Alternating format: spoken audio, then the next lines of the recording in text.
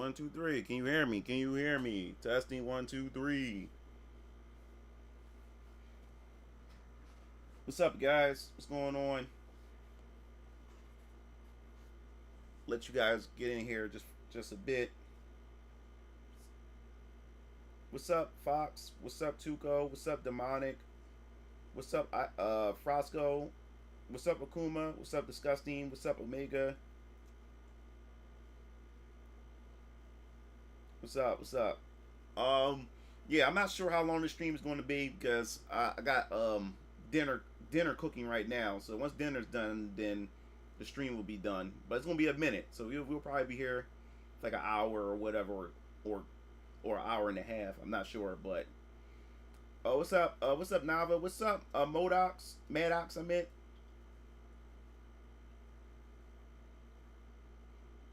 Oh, the RNCs today. Like I look, I haven't been keeping up with the politics in quite some time or whatever because it gets repetitive. It's the same going back and forth and stuff like that. I don't really start paying attention again until something like really critical happen, which we have seen with the whole Trump situation and stuff like that. But I haven't logged into the RNC or anything like that, man. I've just been busy working on what I'm doing with my comic book company and stuff. Like, despite the culture war stuff, despite the politics, man, you still got to move on with your life. You still got to make moves in your life. And, you don't want to be glued in front of your computer screen or your mobile devices all day, just like consuming this shit all day. You got to get out there, you know what I'm saying, and get some fresh air and touch some grass and stuff like that. And you still have to be productive. You shouldn't make politics and the culture war your entire life and your entire identity. So that's the reason why I haven't really been looking into politics as of recent, because man, I got so much shit going on in my life that has my attention, and I've been productive. And like I said, getting this comic book company is way more important to me, more than anything. You know what I'm saying? Because I'm building a legacy that I want to leave behind, to my children. I have a daughter, and I do want more kids. Hopefully I have a son at some point. But as right now, I have a daughter. So hopefully one day Venus Orion Comics, I'm not just doing this for myself or anything like that. I'm doing this for future generations. This is something that I can pass down to my daughter. And all this is for her. And for my children and stuff like that as well. So that's why I haven't been really keeping up with a lot of that stuff. What's up, Pipes? What's up, Astrak? Yeah, bro, you're not the only one getting gray hair. I'm getting them everywhere on my beard. Yeah. Well, I had gray hair for some time. So now you're starting to see it in the front. But I started getting gray hair, like when I was 18. Actually, it wasn't a lot. It was like a strand, like hair or there with like one strand maybe. But now you're starting to see it more up in the front. Yeah, my gray is kicking in. Yeah, I mean, like, as far as like paying attention, yeah, pay attention, but people are not just paying attention. People is drinking this shit. People getting high off of it. People getting drunk off of it. Get enough information and just going about your life. As long as you're well isolated, as long as you got your bearings and your foundation for yourself and for your family, or whatever, no matter what the hard times is politically, your family going to be fine. You know what I'm saying? I think this political, like, as far as the economy is concerned, and if you look on TikTok, if you look on social media, young people, this generation is suffering right now financially. A lot of these young folks in this generation can't even afford to pay their bills, can't pay rent. Most of them have to work. They don't have no free time and stuff like that. It's really getting bad out here, and this is why family is more important than ever before. If you don't know, I have to find what I found that stats at. But there's a lot of people going back to their parents, and there's no shame about that. There's a lot of grown folks who's married are going back to their parents and living with them because of how bad it is financially. Don't ever let anybody make you feel bad that you have to go back and live with your parents again, because that's why family is there. Family is important. And if you have a mother and father, you know, and they love you, and they really love you, they'll keep their doors open for you to come back. And that's what I'm seeing right now. I even got like I said, I got friends who are married, who got married and everything, and fresh out of college, you know, got careers and stuff, and had to go back home.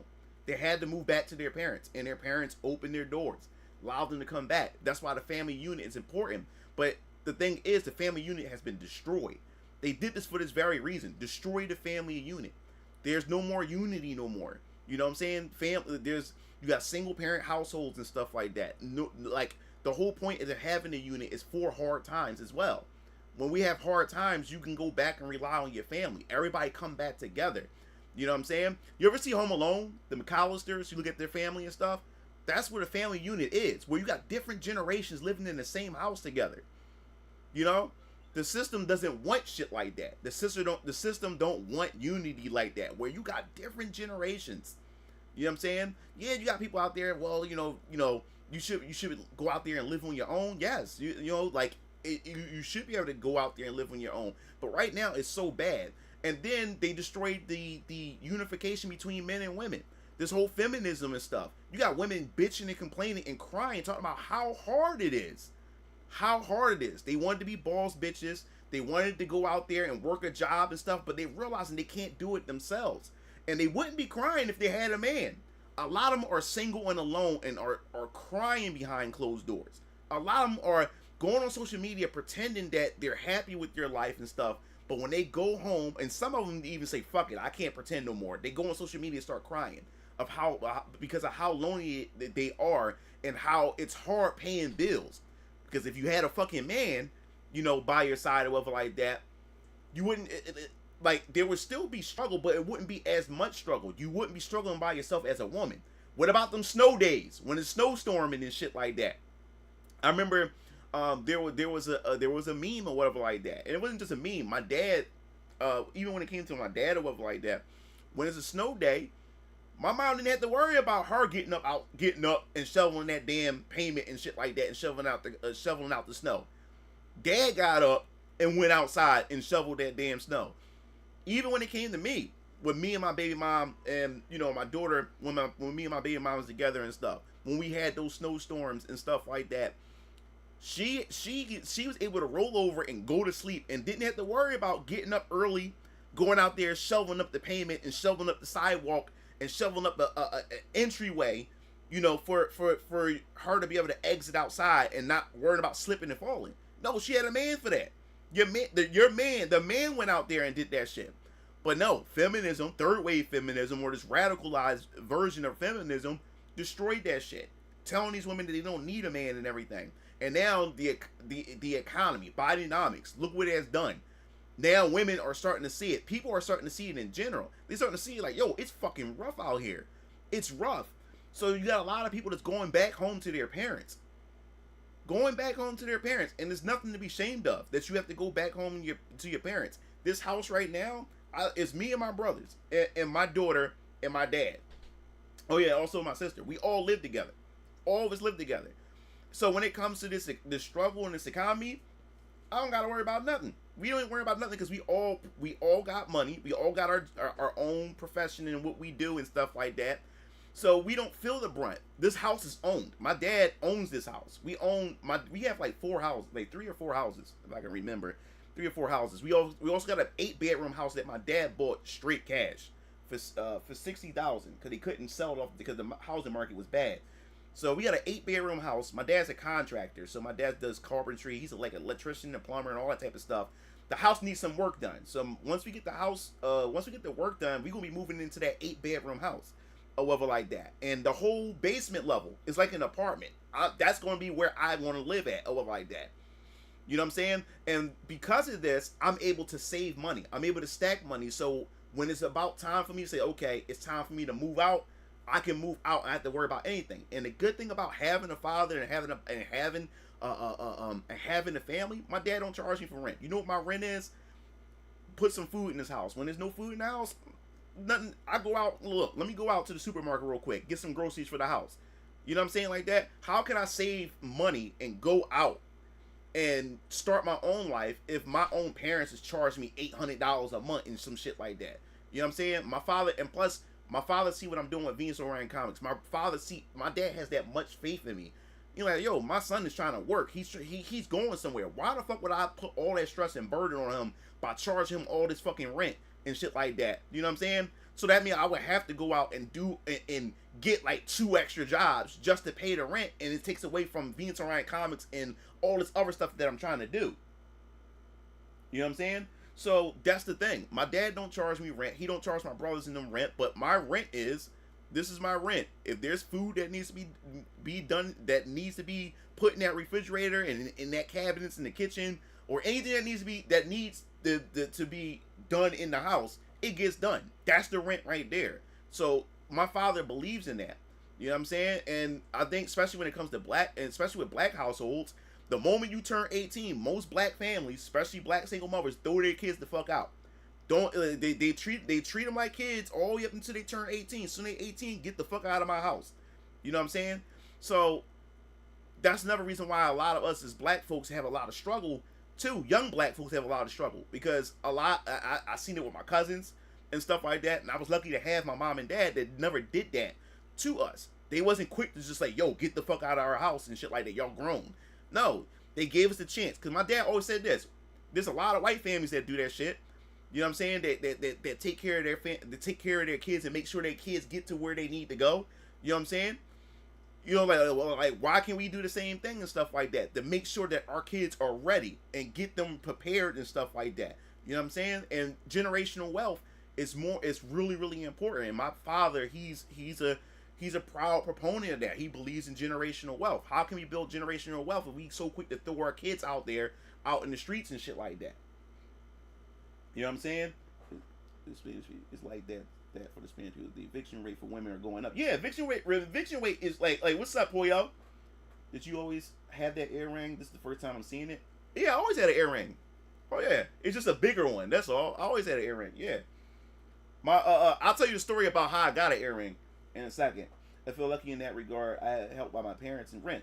Yeah, your parents, at the end of the day, your parents is always supposed to be that blanket and thing. Because the thing is, your parents are supposed to set things up for you. So when you leave, your parents are supposed to set you up to the point where when you leave, you never have to come back. But if something does go down, you can always come back. But they want to prepare you so you don't have to. You know what I'm saying? But today, man, your parents, like especially like I said, in black families, they will throw you the fuck out. They will throw your ass the fuck out. And like I said, I have cousins, I have family, I have relatives, I've seen it and stuff. And I was just so lucky to have a family that wasn't like, yo, you're 18 now, you gotta get the hell out. We all got jobs and stuff like that, but they weren't quick to say, hey, you gotta get the hell out of here.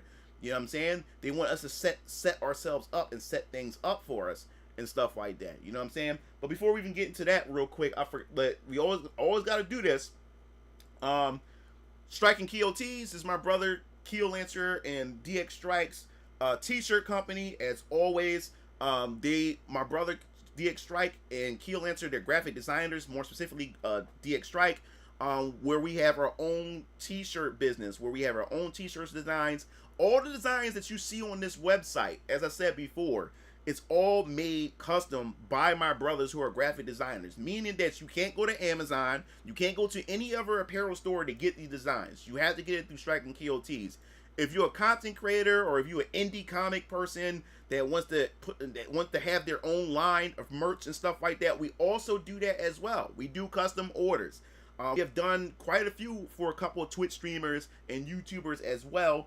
So you can definitely hit them up for referral as a referral, for you talk to them and see how the service was and everything like that. My brothers Strike and Keo, their response time when you go to the website and hitting that chat box or whatever like that, they respond typically right away, unless they're playing a video game in a lobby or something like that. But they hit you up that same day, so you never have to worry about waiting days for a response. They respond right away. We just got a new press machine. Now we can print bigger designs on shirts, and now you can put them on different color shirts, because the printer that we have, certain designs can only be on one color, which you always see a lot of white shirts. Now we're not just doing white shirts no more. Only certain ones we had black shirts, but it can only be one solid color. Now we can do multiple colors all on one shirt or whatever like that, on a different color shirt, black, red, blue. So we can do all kinds of stuff or whatever like that. So I will also put in the link, so you guys, if you guys are interested, as always, you can check out Strike and Keo tees yourself. Yeah, I forgot all about that. I gotta put the Venus Orion Comics is also going to be on Strike and Keo tees website. It's pretty soon. Here you go. Here's the website. You can go check them out. Like I said, right now it's a summer sale. There's a discount. I can't remember if it's 20 or 30% off or something like that. You have to check the website itself. Can't remember. But it's going to, the discount is all summer until the end of August and stuff like that. And yeah, so definitely check them out, man. My brothers are really good at what they do. We're based in Philadelphia. We have our own studio where our press machines are at and everything. So you can definitely check them out. Even if you live nearby Philly, you don't even have to, if you live in Philly, you don't have to wait for us to mail it to you. If you live in Philly, you can come to the studio and come pick it up. You can order it, we'll make it, and you can come to the studio and come pick it up, or you can have my brothers and can just deliver it to you if you live in the Philadelphia area. So there's a chance you can meet Mugen Lord, Mugen Lord yourself, and my brother Strike and Keo, if you wanted to do it that way. So yeah, if you live in the Philadelphia area and if you make an order or whatever like that, and you have a way to come down to our studio in South Philadelphia, you can just drive down and pick it up. So you don't even have to wait for us to mail it to you. You can just drive down to our studio and we give it right to you. So you can do that as well. Yep. So he said, "Oh yeah, how can I get a copy of one of Venus Orion Comics?" Yeah, we're gonna definitely talk about all that. We'll talk about Venus Orion Comics and all that, about what's going on, about like the comic itself and the merchandise. Because I have a video coming up, and I don't want, like, how can I say it? I don't want to do it. Like, I'm not sure what you guys want. No, well, you guys wouldn't mind me doing like a two-parter. We can discuss it, some of this here, and then after that, when I do the video, we'll do another stream talking about, Venus Orion Comics and what to expect when the launch happens, this winter and stuff. But yes, that's Strike and Keo tees. Definitely check them out and stuff. And if you don't buy nothing right now, just bookmark it and you just come back. And whenever you think like, hey, like I like to buy some stuff. Like we do hats, we do hoodies. For the ladies, we do leggings and stuff like that. Designs on leggings and stuff. So we do it all. Alright, so yeah, back to what I was saying. What's up, Overkey the Great? What's up, Raph? What's up, Omega Katana? Let's see. Is anybody else that I just want to make sure I court everybody. Just want to make sure. What's up, Lawless? What's up, Dat Hip? What's up, Yoshi? What's up, Headshot? Let me see. Let me make sure I got everybody. What's up, Blaze? Oreo? What's up? What's up, yeah, what's up, Ludacris? Or Fool 79? What's up, Demonic? What's up, Hyrule? Alright, we got everybody in here. Okay, yeah. What's up, Ruined? What's up? Yeah, so let's see what we got here. Nice, man, but I don't live in Philly. Do what you feel. You doing my G. By the way, your Metal Gear Solid Codex was pretty cool. Oh yeah. We'll talk about everything. We'll talk about everything that I've been sharing recently on Venus. When it comes to Venus Orion Comics and stuff, we're gonna get into that in this stream. Lawless says, reminds me, Mugen Lord, I saw an article about dude shooting his shot on that woman's leg at the Dollar General running. When I heard it, it was in Philly. I thought of you. Yeah. And that's the funny part. I live around. I live somewhat around that area. Like I'm not too far from like my family and everybody. Not too far from there. So yeah. What's up, Strife? What's going on? What's up, Emerald? What's up? Yeah. Oh man. Where should I start, man? Sorry about last week. I said liked your video about Wukong. Oh, thanks, Mustafa G. Personally, I'm burnt out of culture war nonsense too. Yeah, we're gonna talk about that. Yeah, Mugen Lord, the out of wedlock birth rates of black families 75% with a divorce. Mugen Lord, this is the worst time to be a single and divorce inflation. Yeah, this is the worst time to be single. This is the worst. I'm talking about for both men and women. This is the worst time to be single. This is more than anything. This economy and how bad it is. More than anything, this should be bringing both men and women together. This is the worst time to be single, period. Men are struggling, and we know damn sure women are accumulating most of the debt. Because women are consumers. Women spend. Women spend. And the thing is, when women had a husband or had a boyfriend, the man did most of the spending on her, or whatever like that. Now there's no man in the picture.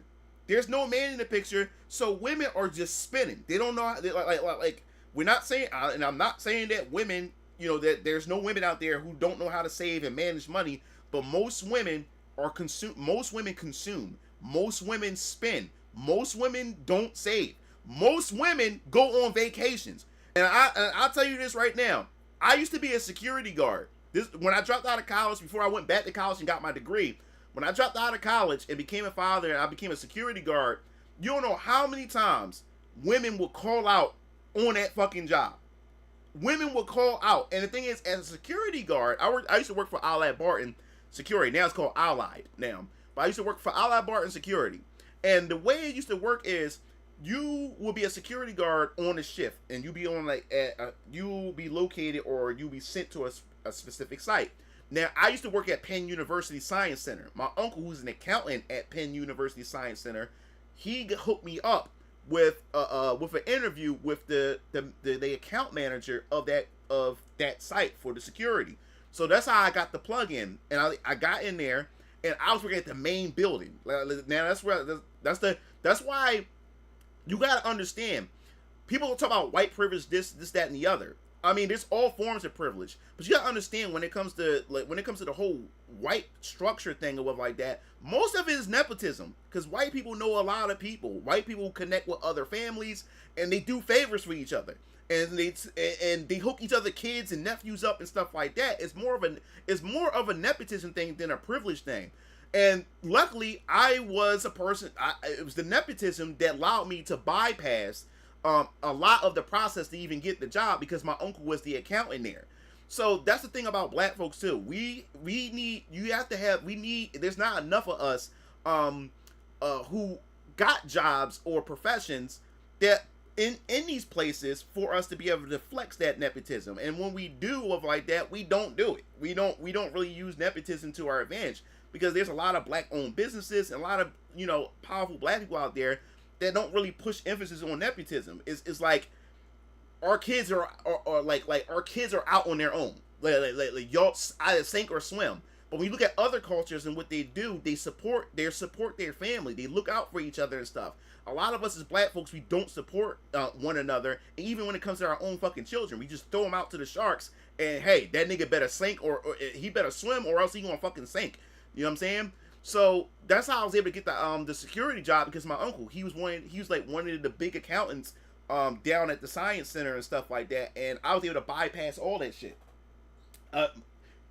So I was able to bypass everything. He's able to get me the job and everything. Like that's what nepotism always comes in favor. You know what I'm saying? So I was able to bypass a lot of shit. So I got the job or whatever, and it didn't really pay well, but at the time, this is during a time when my baby mom, she was pregnant at the time, so I needed a job. And remember, I dropped out of college or whatever like that at the time before I went back to college, so I had to get a job. So I was working at the Turnpike, the Pennsylvania Turnpike, at one of those rest centers. They have the restaurant where they, we call them those highway stops where the rest stops that has like McDonald's, Starbucks, and stuff in there. I used to work there, and man, that was. I'll tell you one thing, man. Do not have. Luckily, this is why I said a family and a support system is real important. And you know what I'm saying? And this is why you have a lot of women who are single and bitter, single moms who are bitter because they don't have no support system. You know what I'm saying? Luckily, I had a support system because my God, man, I was slaving.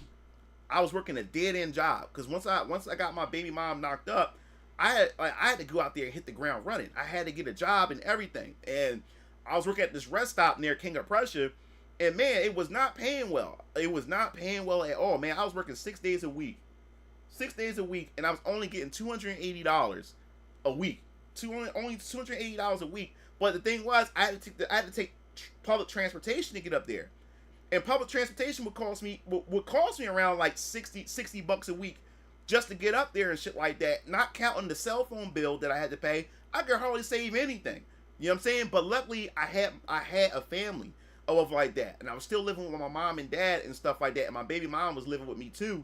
So I was able to go out there and work and everything like that and slave. Man, I used to come home dead tired. But as a man, you know what I'm saying, I got a child on the way. I say, yo, there's no excuse. I got to get out there. And plus, my dad was on my ass. My dad was on my ass. My dad said, yo, if you don't got a job, you got to get the fuck out. You about to be a dad. You know what I'm saying? And I raised you, like, you my son, and I raised you, you know? And, like, if you end up being a disappointment, you know what I'm saying, you got to get the hell out. So I was like, damn. So I had to go out and I went out and bust my ass, man. It was some of the most stressful times, man. Don't ever have a child without having things planned. You got to plan for a child. I didn't plan for a child at all. You know what I'm saying? So I had to scrounge around and try to make shit work.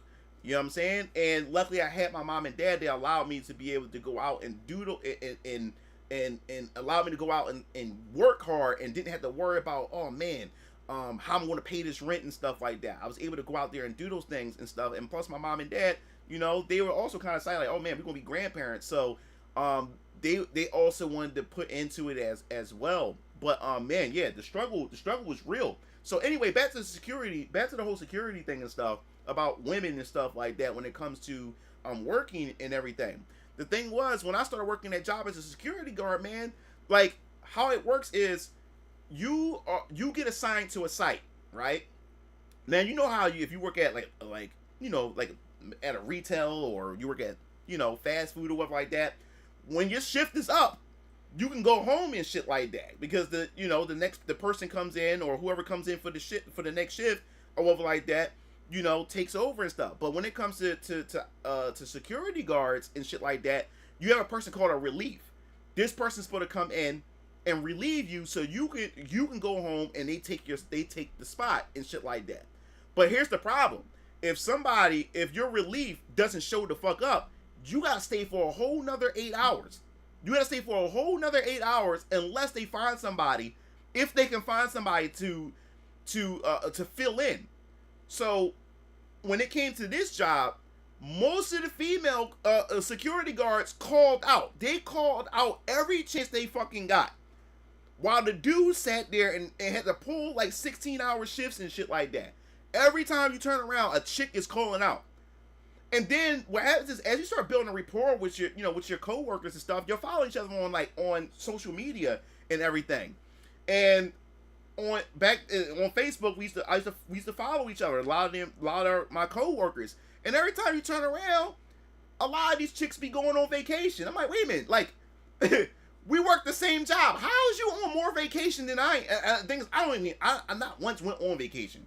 But every time I turn around, these chicks are always on vacation, always going out on vacation. Look on Instagram. You always see a chick at a beach. You never see, and there's no man in the picture. They're always going out somewhere. They're all like even during the times of struggle, they would bypass the struggle and they would rather spend that money, knowing damn well they really don't have that money to go out either shopping or to go out on vacation. What's up, Cole? So it is every day. Like there's a 90 hour. Yeah, dude, I was doing 90 at first. Like I was doing 90 hours a week. Like yo, dude, I was dying. And also too, let me tell you this. After me and my baby mom broke up, I was a single father. My daughter lived with me, but like I said, my mom was a stay-home mom. So my mom, you know, my daughter lived with me. So my mom took care of my daughter while I was at work. Because my dad works, everybody at the house works. So my mom looked after her granddaughter while I was at work. And I remember we had this. It was this one situation to where, and it pissed me off. Now we supposed to have a snowstorm coming, and now I'm already seeing the snow. It was like it was snow coming down, right? And I already like I'm at the end of my shift. It's about to because I work from 5 in the morning to 4 p.m. 5 a.m. to 4 p.m. I work from that time. That was from 5 a.m. to 4 p.m. Right? So now it's like 3:30. Now I'm getting happy because I'm like, yo, I'm tired of shit. A snowstorm is supposed to be coming. I'm already starting to see the snow coming down and shit like that. And I'm like, I can't wait. Like I'm looking on security cameras. I'm looking at the security cameras from outside. I see my relief. I see my relief coming. I said, yes, my relief is about to clock in soon. I'm about to get the fuck out of here. So now all of a sudden, I look up, it's 4 o'clock. I was like, yo, where the fuck is my damn relief? So then I look up, it's 4:20. I was like, okay, what the fuck is going on? Why is my relief not here? So the supervisor comes, who was also a female. She comes in, and an Asian chick. She comes in, and she was an Asian lesbian chick. So she comes in, and she had the tattoos on her arm and everything. She like this butch chick. So she comes in, and she's staring at the doorway because she's trying to gain the strength to come approach me, because she already know how I'm gonna fucking respond by what she's about to tell me and shit. So the supervisor she comes in, and she said, listen, Mr. Blackson, we wanted to inform you that your relief won't be coming. I'm like, what do you mean my relief won't be coming? I just saw my relief. I just saw my relief on the camera or whatever like that, going into building 3010 Market Street or whatever like that. I said, what do you mean? He said, I just saw my relief. What, she's going home or something like that? He said, no, we gave your relief to somebody else. They gave my relief, who is also a woman, to another woman. They gave it to her. I was like, why y'all give it to her?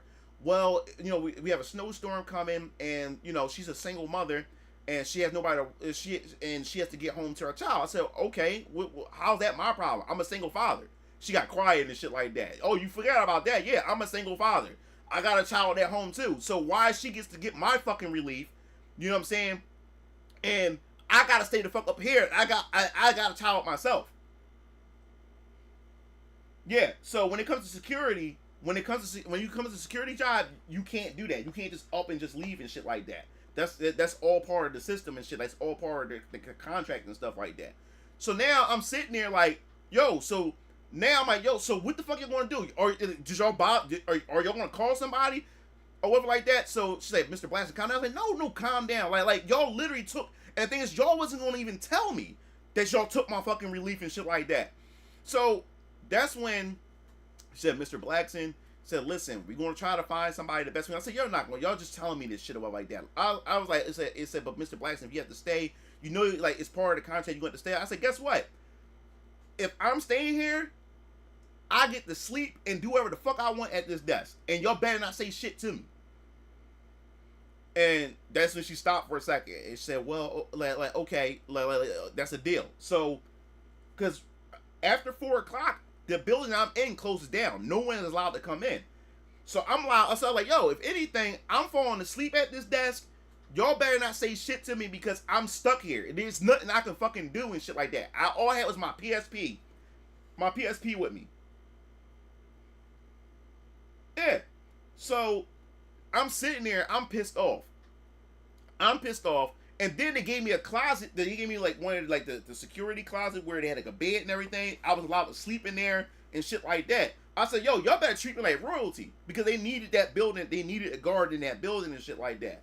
So yeah, so they took my relief from me. There's one time a chick would actually one of my other reliefs had got taken from me because she had bad period cramps and shit like that. So my relief, they took my relief and gave it to another chick and stuff like that. Yo, dude, it was like the worst. It was the fucking worst. He said, what's up, Douglas? Yeah, she had bad period cramps, and that's why that was another situation. where one of the guards, she had a bad period cramps, so they took my relief from me and gave it to her. Fucking pissed. For sure, I kept the portable gaming system with me. If not, I'll go crazy. So yeah, I had my PSP. I had my PSP with me, or whatever like that. Or sometimes I would swap out the PSP for my before was the DS, was it the DS at the time or the 3DS? I think it was in the 3DS. Yeah, I would swap. Sometimes I would bring the 3DS, or other times I would bring the PSP. That was the only time the PSP got its use, was on that damn job when it was shit like that. That's awful. I can't imagine working 11 hours straight, being forced to stay. Yeah, so I had to stay for another 8 hours. I worked for 16. I had worked for 16 fucking hours. What's up, Lanklets? Yup, 16 hours, man. It was just crazy. Yeah. And like I said, we had a lot of female security guards. We had a whole lot of them. And it was shit like that we had to constantly fucking deal with. So even in this economy right now, man, like, women need to have a man more than anything ever before, because their asses are struggling the most. And then when you look at their spending habits, they're spending on shit that doesn't matter. You don't have to buy that bag, that designer bag. You don't have to go out to a nightclub with your girlfriends. You don't have to go on vacation. You don't have to do any of those things. But women would spend that money knowing they don't really have that money, and then bitch while they're struggling, especially during Bidenomics economy right now. Nope. No slum. They didn't buy me no food, no nothing. They didn't even take that under consideration. And it was a female. And like I said, we had a female supervisor. Most of it was female dominated. Oh, what's up, Cruz? Is that, bro? These jobs do this kind of shit, and they wonder why motherfuckers be looking at cutting grass for a living.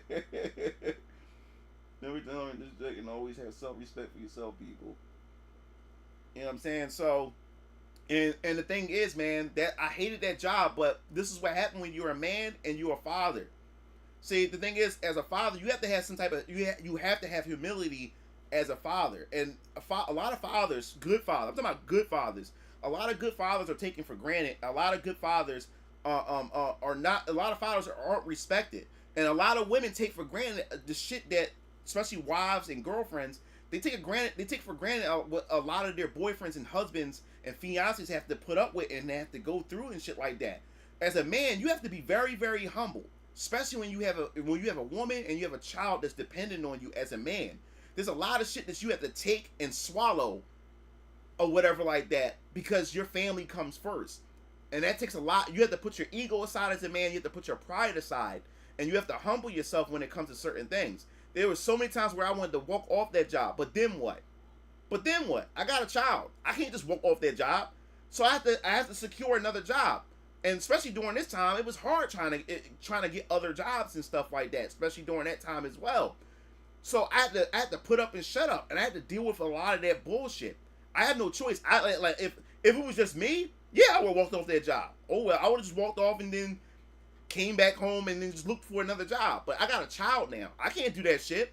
So you gotta understand, as a man, and society doesn't realize the shit that men, and especially fathers, and what men have to go through, and what we have to put up with every day going out there to work, you know, to support a family and keep society functioning and shit like that. There's a lot of times, man, where I want to just lose my shit, but that's not going to do any good for my fucking family. It's not. Yeah, you got to understand. You got to put your humbleness aside and stuff. You don't understand, and you know how I thought my life was over was when all the security guards, we had to go to this meeting because it was about getting a raise, and when I looked around me, man, I seen nothing but grown ass people, like in their 50s and shit like that. And during this time I was working at Allied Barton, I was only getting paid I was only getting like $7.50 an hour. Now this is back in 2000. I think this was like back in 2010, I believe it was, because I went back to college in 2011. So it was around like 2010. So I was getting like $7.50 an hour or something like that. I wasn't I wasn't getting paid much. Later on, I got work at North Grumman Building in the management. Said that this is what Simpson. What's up? Is that Pat Fussy? What's up, Viter? What's up, Derpy? Yeah, yeah.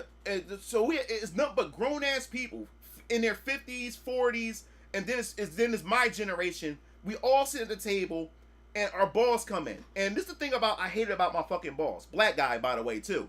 And this dude, he swears that he's like a corporate CEO, because this dude was such an asshole, so incompetent, and he wears his professional suit and tie, and he's a security guard. And the thing is, he acts like he's one of those CEOs because they gave him an office. I wouldn't even call it an office. I call it a closet that's next to the account and next to a lot of where the executives are at. They gave him a little closet area. His name was Glenn, black dude. But this dude was such an asshole, and the thing is, he knew not to disrespect me, because I was waiting, because a lot of people were scared of him, because all he do is talk down to people, and he just had a nasty attitude. And this dude had no life. Let me tell you how he had no life. This dude had security cameras from it. He had cameras. He had a camera system, a monitor system that had cameras on us, so he's able to watch us from his fucking house. And then even on his days off, he would drive down to the job to check up on everybody. Yeah, he's a big boss wannabe. And used to this brother used to piss me the fuck off. But the thing is, it was times where he want to like get smart with me and stuff, but he would see in my face, like, I'm looking at this nigga, try me if you want. And he wouldn't do it. And then another reason why he wouldn't do it is because my uncle was one of the big accountants there, whatever like that. So this guy, Glenn, is like, he's a suck ass to a lot of the executives up on that floor. So he has like a respect level for my uncle. So that's another reason why he wouldn't cross the line with me, because I'm his nephew and shit like that. But I always waited for this nigga to get smart. There's a few times where he wanted to get out of line with me, and I looked at this nigga and said, try it, nigga. I would knock you the fuck out. Because this boy was like disrespectful. Especially to the women. He was very disrespectful. And like I said before, like, even as a man, I don't care. There's still a certain way you're supposed to conduct yourself when you interacting with a woman. Unless a woman gets out of line, or if she's put her hands on you and stuff like that, then you move forward accordingly. But this dude was just very disrespectful to a lot of the female officers and to a lot of women, at that job and shit like that. You know what I'm saying? So this dude was just a fucking asshole, and I could not stand this dude or whatever. But when it came to that job, man, I had to be humble on a lot of occasions where I had to swallow certain things because I was a father. You know what I'm saying? And you understand the humiliation, some of the humiliation that I put up with. But anyway, so we're at the meeting. So my boss comes in. He walks in with his briefcase. I don't know why he has a briefcase. Nigga, you a security guard. You're a security guard like the rest of us. You just got a higher position. But he's walking around like he's an executive. He's not. You're not an executive. You're not. And what also proves it too is we have our account. We have our account bosses. Our bosses are our client, because the security guards, we're contractors. So our client is Penn University. So what proves, like, what makes it so funny is this dude acts like he a big boss, but anytime Dr. Tang is the Korean guy. He's the boss of the entire Penn University science center. He's the CEO. And then you have the white guy Douglas, and then you have the white woman Maria something. I can't remember her fucking name. But those three are the top dogs. And when I say they talk down to our boss like he's a fucking grunt like the rest of us, like, they remind him that, dude, you're a security guard. You're not one of us. And like I said, when we had this one time where we had these cones, it was cold outside, and the cones were being knocked over because construction and stuff. And this dude walking around here, a big wig, the white woman called him up, Maria called him up, said, yo, Glenn, we need you to go outside and pick them cones up, or whatever like that. Because they say, Glenn, where are you? We're looking for you, or whatever like that. Like the cones had knocked over, or whatever like that. We need you to go out there and go pick that up. And what was so funny about it was, like, we as the security guards had to see him be humble and go out there and pick them fucking cones up. You know what I'm saying? He got treated like a fucking grunt, but he goes up there pretending and trying to dress like them and try to be like them. But nigga, you're not one of them. You're a security guard. You're just a high end. You're just our boss. That's all you are. You get paid a bit more than us, but you're not a CEO. You're not these executives in this building. So stop trying to pretend like you're one of them. So yeah, they made that motherfucker go out there. But yeah, so we go to the meeting, and this how I knew that that I was like, what happened to my life? I had everything lined up for me, and I fucked it up. And this is what I'm thinking to myself, because I sit there and I started reflecting on my life when we were at this meeting. Grown ass people from their 50s all the way down to my generation. We're sitting at this meeting, and I see everybody around me happy that we're only getting a 10-cent raise. He came there to tell us that we're getting a 10-cent raise. That's all. He made us come on our day off. We thinking that we having this important detail. Maybe we thought that somebody important was coming, that we had to get this detail, a layout of where we need to be and stuff, just for him to come in and tell us that we're getting a 10-cent raise. I'm like, what the fuck? And I see everybody around me happy over 10 cents. And I said to myself, what happened to my life? I like Brian, like Mugen Lord, what the fuck did you do to your life?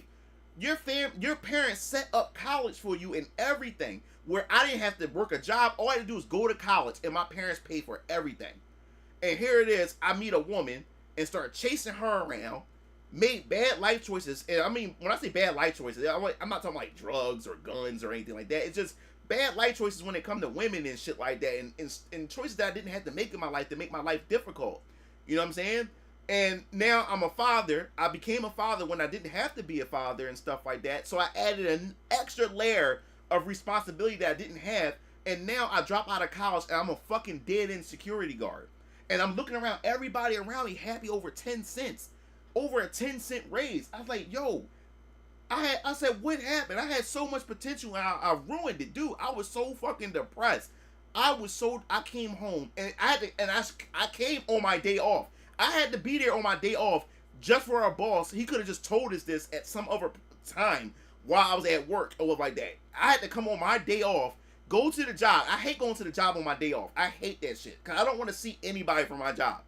So I had to go on my day off just to hear that I got a 10-cent raise. And I see grown-ass people all into their 50s happy over 10 cents. And I said, this is my life now? I like 10 cents. Like 10 cents is the difference between a $1 item and $2 items. He said I would have had a heart or some kind of panic attack after a 10-cent raise. So I remember those type of raises where we were told not to speak of it around others and shit. Yeah. He said, yeah, I got them 10-cent raises too. Yo, bro. I was like, man, it really, I really did my life. I said, yo, this is my life now, right? All my dreams, Mugen TV. I didn't care. I stopped doing Mugen TV. This is why I disappeared for some time. Like, Mugen TV was no more. I wasn't even thinking about Mugen TV. I was like, damn, man. I rushed right into manhood. Like, I had everything. My YouTube channel was blossoming. It was blowing the fuck up. You know what I'm saying? I was in college and everything. And then I met this woman and she turned my life the fuck upside down. And the thing is, I did it. I allowed her to turn my life upside down. So I take accountability. You can hear me all day taking accountability. I allowed this woman to turn my life upside down. And now I made a child with this woman or whatever like that. And now me and her's not together. And now I'm the sole guardian of my daughter and stuff like that. So now I'm a father working a dead-end job, having a hard time making ends meet. And I'm like, all my goals, all my dreams and aspirations, I wasn't even thinking about, and this is before, like, I even dropped Venus Orion at the time too, because I was doing my RPGs on RPG Maker, and I was really pushing this thing for, you know, Venus Orion at the time. I pushed all that, man, because at this point, all I'm thinking about is survival. And the thing is, like, and I'm also having my head, and this is the thing, my parents, it took me a while to accept this. My father said, son, don't ever feel bad living with your parents. You like, son, you got a job, you working, you doing everything you possibly can to support your child and stuff like that. Don't let nobody, don't let a woman, don't let anybody come and try to make you feel bad because you live with your mom and pops and stuff like that. It's just you. You're trying to work things out. You're trying to make things work. So don't ever make people feel bad because there's a lot of them. A lot of ones that make you feel bad are fucking struggling and wish they were in your position that you're in right now. A lot of them can't even pay bills. A lot of them are fucking drowning in debt. But you had the comfortability to be able to live with your parents while you get your life together and trying to set a foundation for yourself. So don't ever feel bad for that. And that's what I was struggling with a long time ago. I said, yo, I'm a single father. You know what I'm saying? Like, I'm working a dead-end job as a security guard and shit like that. You know what I'm saying? I'm a washed-up YouTuber or whatever. You know what I'm saying? And like how would my daughter feel? And my daughter's really young. Like, she's only like a year and some change. You know what I'm saying? Like, my daughter don't have no idea what's going on. All she knows that, yo, my daddy, you know, he's there. He plays with me. He takes me out to, you know, he buys me the clothes that I need. He like I have a place to stay and stuff like that. So my daughter don't understand any of those things. But me as a father, I didn't feel like a man. You know what I'm saying? I said, yo, like I'm struggling. I'm fucking struggling, and I still live with my fucking parents. What kind of father, what kind of man I am? You know what I'm saying? But once my parents and my grandparents, even my grandparents also made me realize this shit. You know what I'm saying? So it took a lot from my grandparents and it took a lot from my parents to make me not feel bad about that and just keep working hard. And that's why a family unit is important. And look what these motherfuckers done. They destroyed these elites. These people at the top. They destroyed that shit. Everything I'm telling you, this is what a family's supposed to do, guys. See, and this is the thing. A lot of people on social media, a lot of people don't understand what a nuclear family is or what a functioning supporting family is because they have grown up in broken homes. So to them, it's fucking foreign to them. They don't understand the concept of what a family support system looked like. I had a family support system. That's why I was able to accomplish and achieve everything that I achieved today because I had a fucking support system. These elites, these global elites, these people, they destroyed that shit. And it started years ago. And now we're actually feeling the brunt of all this. This economy is bad. People are struggling. Men and women are back and forth at each other's throats. There's no family structure. There's nothing. It's divide and conquer. That's what they did. They divide and conquered all of us. They don't want a family structure. That's what they're afraid of. Family is unity. A mother brings empathy, compassion. A father brings structure and order. And you bring those together, man, you have one hell of a unit. You know what I'm saying? And the father is the head of all that. Structure and order. That's why they're attacking men. That's why they're feminizing men. Because men bring structure and men brings order. And even when it comes to his woman, he brings structure and order to her and her life. That's why when the father's removed and there's a single mother household, that's why child molestation is much higher. Child abuse is much higher. Young men have bad encounters with police and end up going to jail or dead somewhere or out in the streets, and daughters are on the pole or on the stripper pole, got OnlyFans accounts, selling their bodies and stuff and getting pregnant very early because there's no father, there's no order, there's no structure. And then you got the mother, she's already emotional, she's a woman, it's in her nature to be emotional. So now you have an emotional person that's running a household and stuff, so she don't even have her shit together. So the father's going to be there to bring some type of structure, some type of fucking order.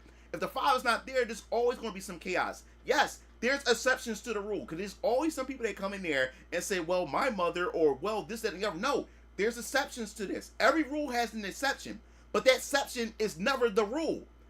So let's stop focusing on the exception and look at it for what it is. Let's look at it for what it is. So that's why the father is fucking important. The father brings order. He brings structure. And you need that father. And they knew, attack the father. Attack the masculine. You know what I'm saying? Attack it. Get rid of it. If you get rid of it, now the woman is left to herself. Now they can attack the woman. And I say this is because even if you're not religious, even if you're not a Christian, I mean, even if you don't believe the Bible, but treat the Bible even if you're not a Christian and you don't believe in the Bible, treat the Bible as a story. If you want to, as a storybook, if you want to see it that way, look at the Bible. When it came to Adam and Eve, Think about it for a second. Why men are meant to lead. Men bring structure and stuff. You have to understand, Adam was created first. God gave Adam instructions. He allowed him to name the animals. He allowed him to do all these things. He gave Adam instructions. Eve wasn't around when God gave Adam the instructions to stay away from the forbidden tree. Don't bite. Don't eat any of the fruit from the tree of knowledge and stuff like that. God gave him those instructions or whatever like that. He gave it to him specifically or whatever. Eve wasn't there, but when Eve was finally created, Adam gave those instructions to Eve. Do you see where the structure is at? Adam gave those instructions to Eve or whatever. But like as I said before, when it comes to Satan or whatever, and look at society today, look at the current state of the feminine. Look at the current state of women right now, especially when it comes to femininity. Like women, it's so much chaos. There's so much destruction and divide when it comes to women right now. You know what I'm saying? Women weren't meant to be alone. They weren't. Women were meant to be in the protection of men. And the system knew that. They needed to get man out of the way so they can have the woman to herself and manipulate the woman. So look at Satan, for instance. Satan couldn't convince Adam because Adam was in charge. Adam was the leader. God left Adam instructions. So the devil, or Satan, the serpent, knew he couldn't convince Adam. He knew he couldn't do it because he knew that there was instructions in order that would need to be upheld. So what did he do? He went after the fairer sex. He went after the feminine. That's what he went after. But in order for him to do that, he had to he had to wait until Eve was separated from Adam in order, thanks for the follow, Overkey. He had to make sure that she was separated from Adam. That was the only way. Because if Adam was there, if the serpent approached Eve while Adam was there, none of this shit wouldn't have went down. Sin wouldn't have been a thing. But he had to wait until Eve was away from her man. And that's why the serpent was able to get in there and convince her. And that's why women are easy to convince. Women are easy to manipulate. That's why most women vote left.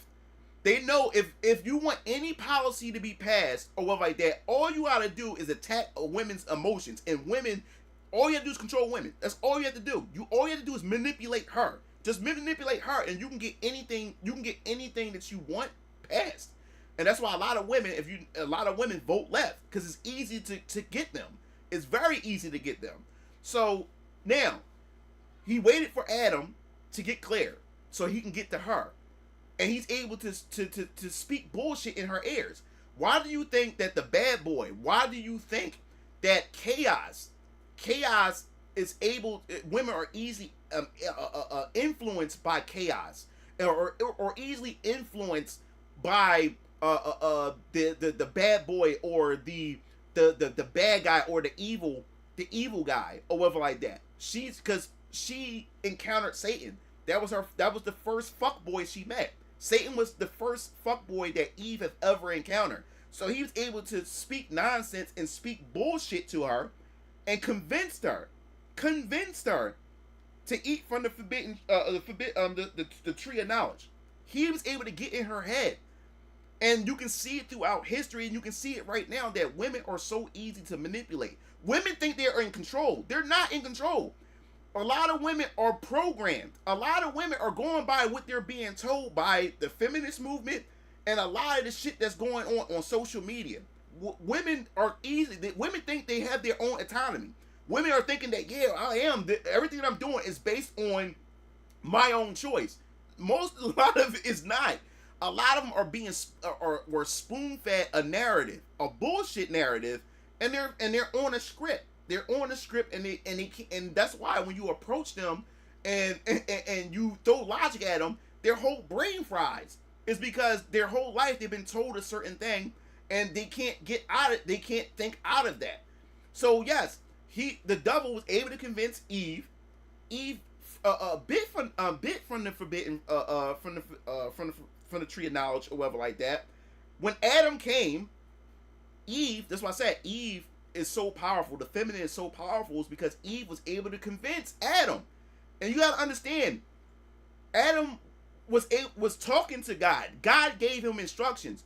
But Eve, femininity, was so damn powerful. She was able to convince and gaslight Adam to eat from the forbidden the forbidden fruit from the tree of knowledge. She was able to convince him, and remind you, sex wasn't a thing.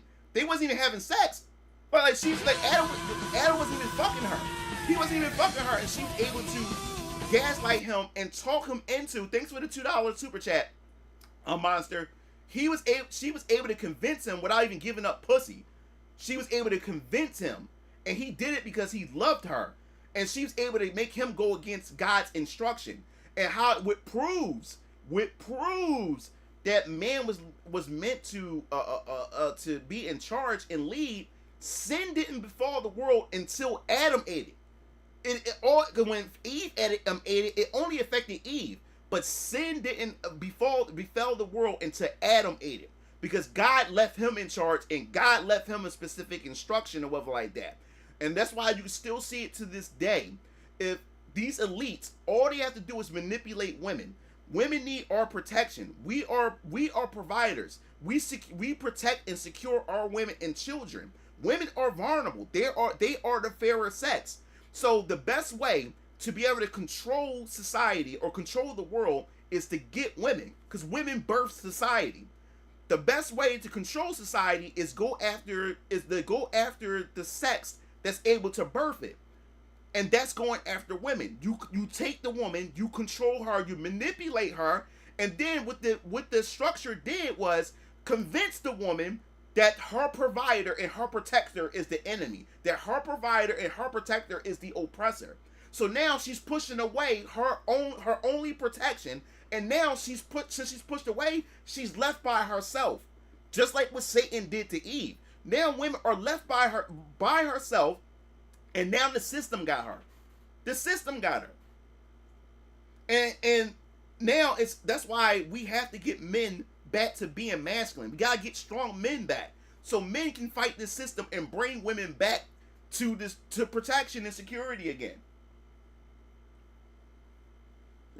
Whoever you want, and let me talk to you for a minute. He said, Lawless said, God said, Eve, do whatever you want. Adam, let me talk to you for a minute.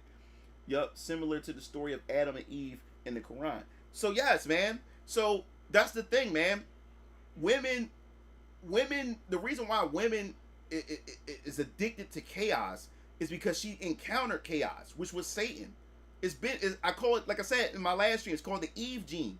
Every woman has the Eve gene in her. She has it. Some women have it less than other women, but she has the Eve gene. And when I say the Eve gene, it's like she can be a great, awesome woman, but your woman will always do that one thing that shocks the fuck out of you and disappoints you, or even hurts you. Or like you will always be able to find a woman who has a deep, dark secret that she don't want nobody to ever know, and she would take it to her grave. You know what I'm saying? And it's always that Eve gene. And you will never know when that Eve gene is ever going to pop up if you ever in a relationship or in a marriage with your woman. You will never know when that shit will pop up and fucking scare your ass. That she just come up and just do some shit that like, what the fuck? Why the fuck would you do something like that? You know what I'm saying? And that's what I call it. I call it the Eve factor. She has that Eve gene. And ye flock to me, flock to my pasture, are men. I am your God, save the Lord. Yeah, man. So it's like, yeah, we have to invest in our sons. And and you also have to understand, even if you're not a father, if you're an uncle, your nephews or your sons, regardless, you are the substitute parent when the parent is not around. You are the substitute parent. If you're an aunt, your nieces and nephews, those are your children too when your brothers and your sisters are around. So you have to treat your nieces and nephews like they're your children's too. You have to protect them. I'm saying this to my audience, men and women in my audience. If you don't have any kids, but you have nieces and nephews, they are your kids too. If something was to happen to your siblings, you're the next in line. You're the next in line to have to look out for them. So you also have to keep in mind that that's your son too. Your nephew is your son. Your niece is your daughter. You have to keep that in mind when they're out in your protection and stuff like that. You know what I'm saying? You ever heard the saying, it takes a village to raise a child? All y'all is a team effort to raising a young generation, to raising children. It's a team effort. All of you guys are the parents. So don't think for once that you're not a parent. You are technically a parent when you have nieces and nephews. You technically are a parent because your nieces and nephew looks up to you. They may even be inspired by you. So that's why it's your job to protect them as well.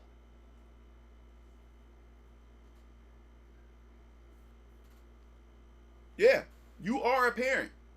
You may not see it that way, but you are a parent.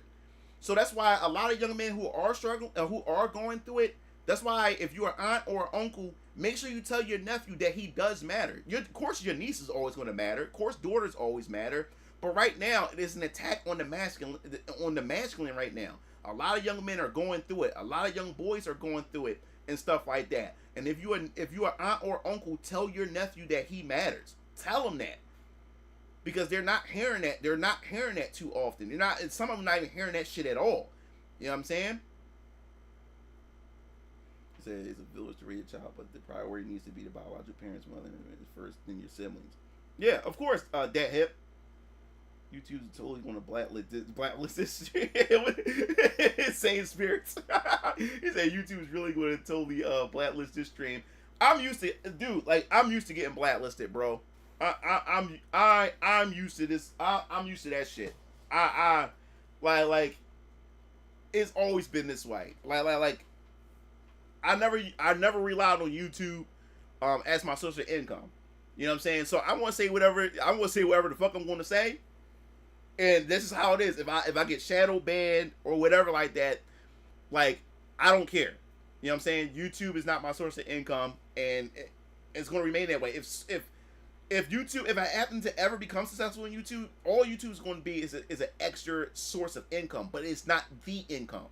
So I'm not afraid of losing it if it ever happens to blow up into a bigger YouTube like that. I'm not scared of that. You know what I'm saying? Because I've been making money outside of YouTube before any of this. You know what I'm saying? So it's never. He said, we follow you wherever you go. He said, we get told we're burdens.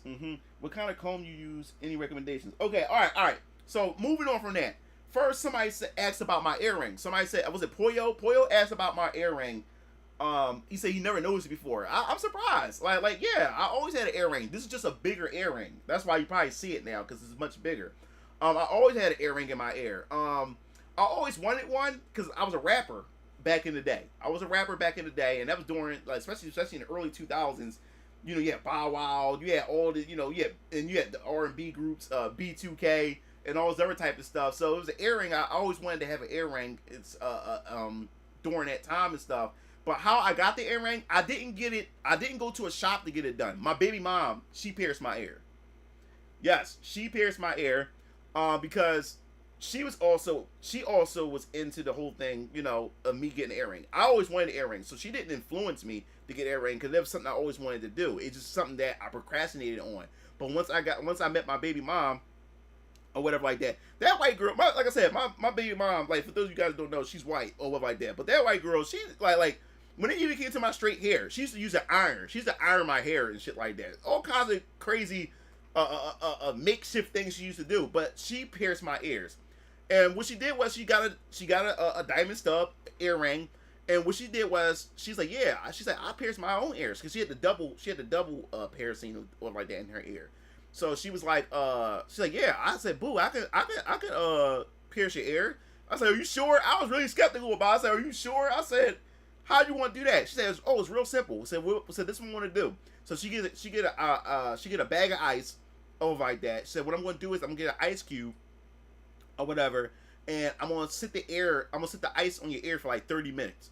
I'm gonna sit on your ear for 30 minutes to the point where it's so numb it's so numb you can't feel a damn thing. And then she said, what I'm gonna do is I'm gonna take the diamond stub earring, and I'm gonna use that to poke the hole in your ear. He said, hello fellow blocked by the G-Man. What's up Rolando?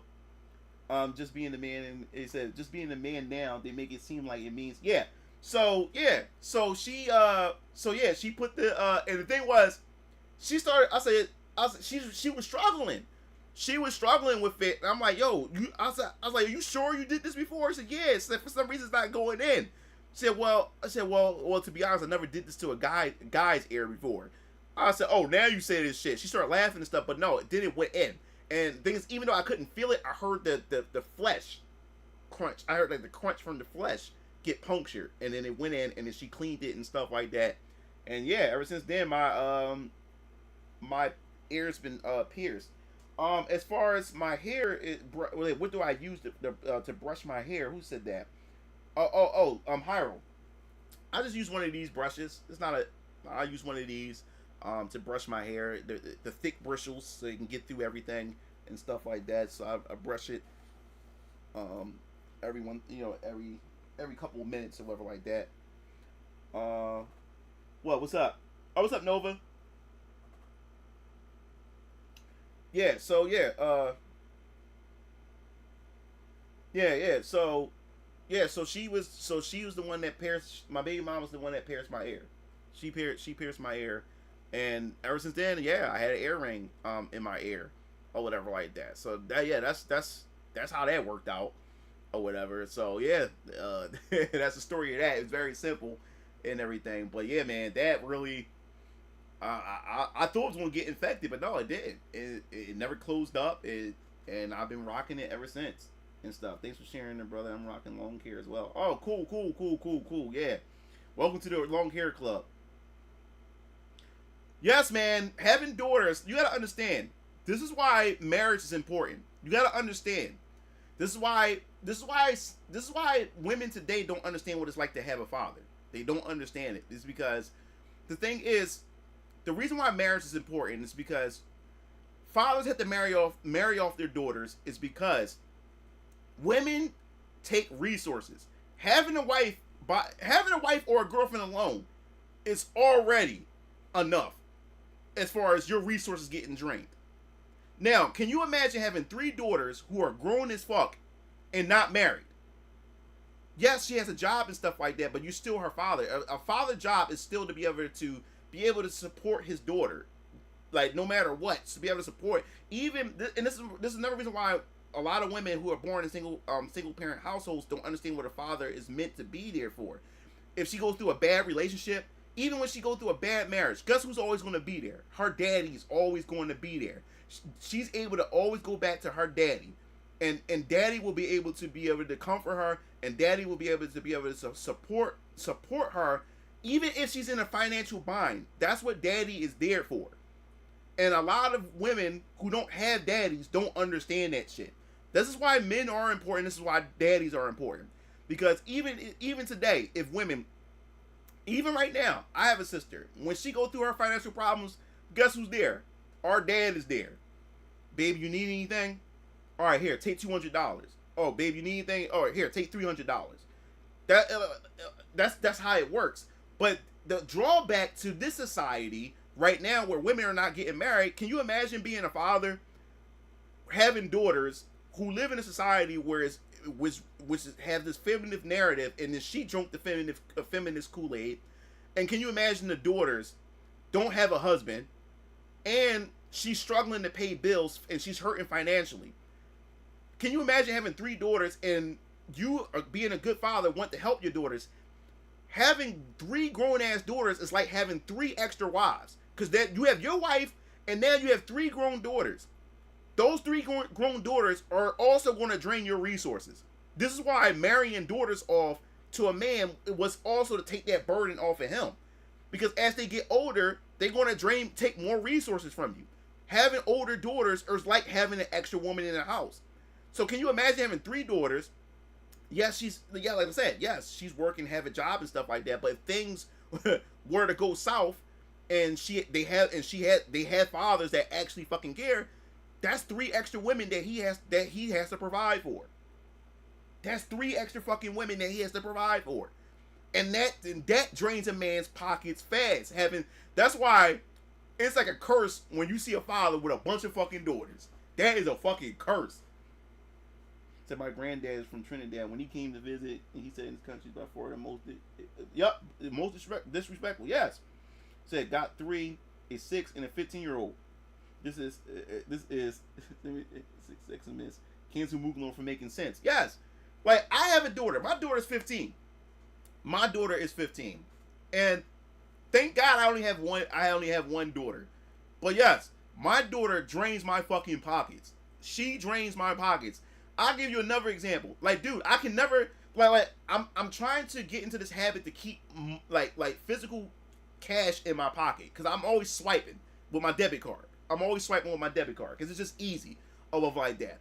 But I'm trying to learn how to keep physical change cash in my pocket. I'm trying to learn that shit. I need to.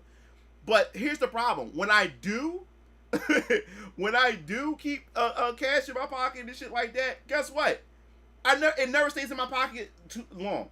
It goes straight to my daughter. It goes straight to my daughter.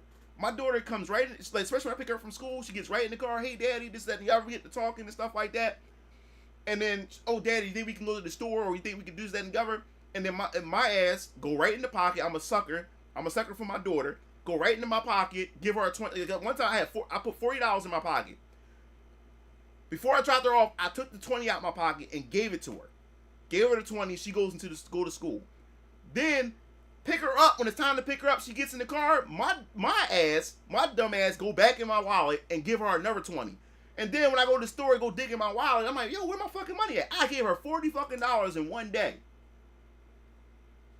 Money, like, we're having it, dude. Like, and one time I was with my daughter. She pulled out a knot of money. I'm like, what? Because I'm about to spend money on her. And I'm looking at my daughter, I'm like, yo, where the hell you get all that money? And she laughing and giggling because she stacked all the money that I gave her. She had a bunch of, every $20 bill. And the thing is, I don't even give my dollar like $1 or $5. I'll give my daughter like 20s. You know, I'm giving her $20 here, $20 here, there, and shit like that. Sometimes I even just give her $40, you know, or just to give it to her and shit like that. So my daughter's sitting there with a wad of cash, and then she's looking at me and expecting me. Once I found out she had all that money, I'm like, no, I'm not spending this. And she started giggling and stuff. She expected me to spend more money while she holding on to all that money.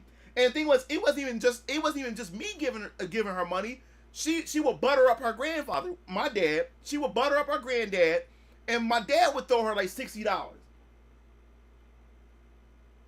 Bro, like, my daughter be killing me. My daughter be fucking killing me, man. Yeah, my daughter be killing my pockets. Be destroying me. Yeah, congratulations, you played this. Okay, yeah. My daughter be killing me, bro. I'm like, damn. Like, god damn.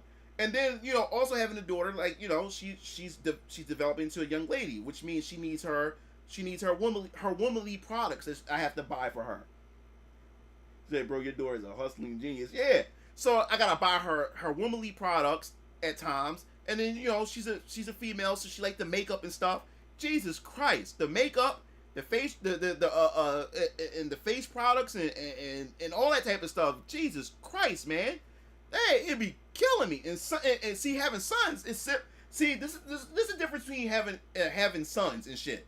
Like having sons, like when it came to us, dad would give, and the thing is, like, mom and dad spoiled us, but it's the level of spoil.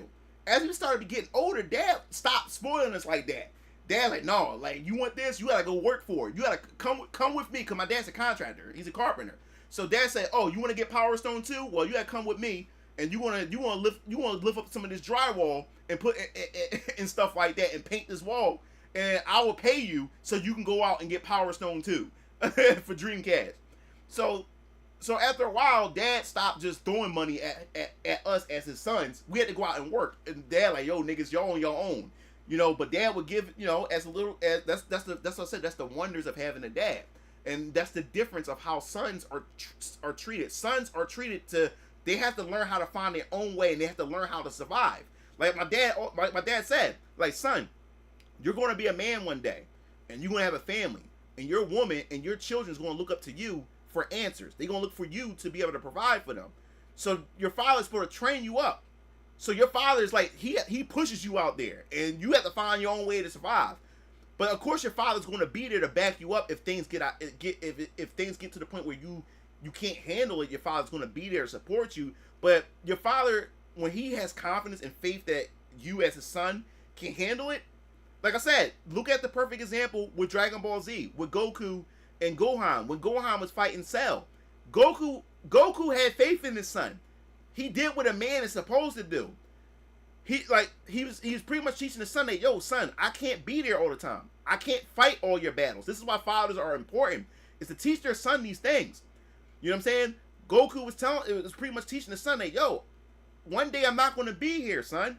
Somebody else going to need to be able to protect this world, protect the planet. I'm not going to be here all the time. So that's why when Goku was like, yo, like, I got somebody who can whoop your ass. And Cell was like, yo, which one of these bitch ass niggas can beat my ass? Like, cause as far as I'm concerned, you the only nigga that can fight me. He said, no, my son can beat your ass.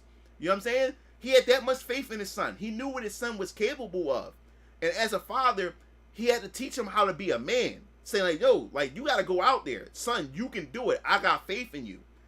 And when Cell was squeezing Gohan, and Gohan was screaming and yelling, and everybody's looking at Goku, like, Goku, why are you sitting there? And Goku had that smirk on his face. He wasn't being a cruel father. He's doing what a father is supposed to do. Your son's supposed to get roughed the fuck up because that's a simulation to what society and the real world is. The real world don't give a shit about you, especially when you're a man. The real world don't give a shit about you. Don't care about your feelings, and the real world's gonna fuck you up and rough you around. Cell was a metaphor of the real world and how it fucks you up. And Gohan's a representation of a young man who's going out into that world, and Goku is a father and a metaphor for preparing his son to go out into the real world. And everybody looking like, yo, Goku, why the fuck are you standing there? And Piccolo said, the reason why your son is not doing anything, because he's expecting his father. He's dependent on his father. But Goku still sat there because he believed in his son. And when Gohan turned Super Saiyan 2, what did Goku say? Goku smiled. He said, see, I told you. And everybody else couldn't believe the potential that Gohan had. No one couldn't believe it. Vegeta was shocked. Trunks was shocked. Everybody was shocked but Goku, because Goku believed in his son. That's an example of what a father is supposed to fucking do.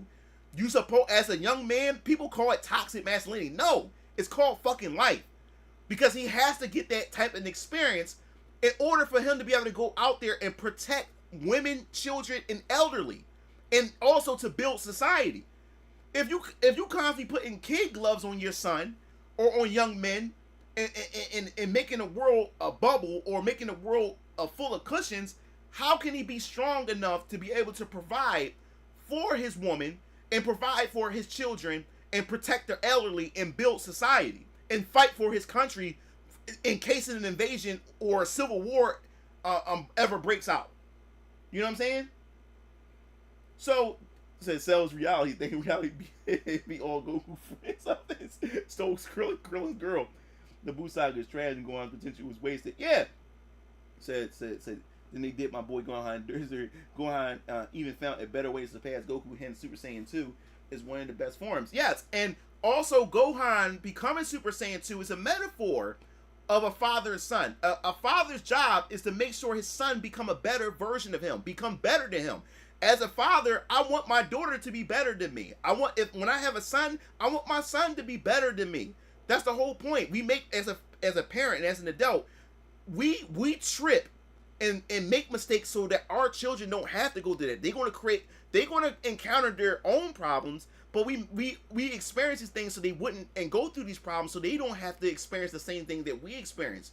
So even Super Saiyan 2, Gohan was a metaphor of a son surpassing his father. Something that all fathers want their sons to be. That every father should want their son to surpass them. That's the whole point. Because that breeds a better generation, a stronger generation. So now that son surpassed the father. And then the son that surpassed the father has a son that surpasses him. It's supposed to be that way.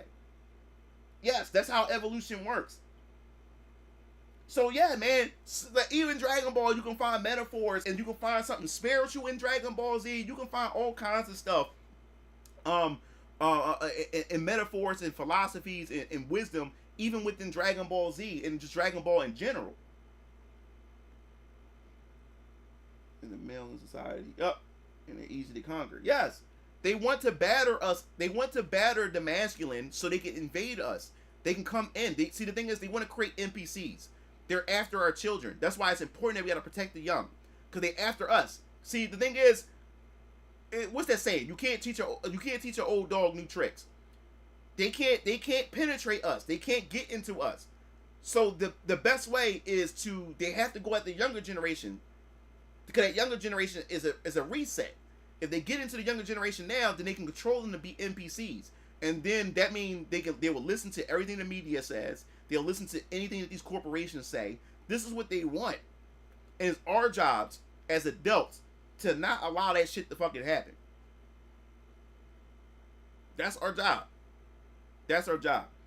But yes, there's a whole lot, man. But let's get on to what the topic I wanted to talk about. The topic. Oh, what's up, Mars? What's up? But yeah, let's get on to the topic.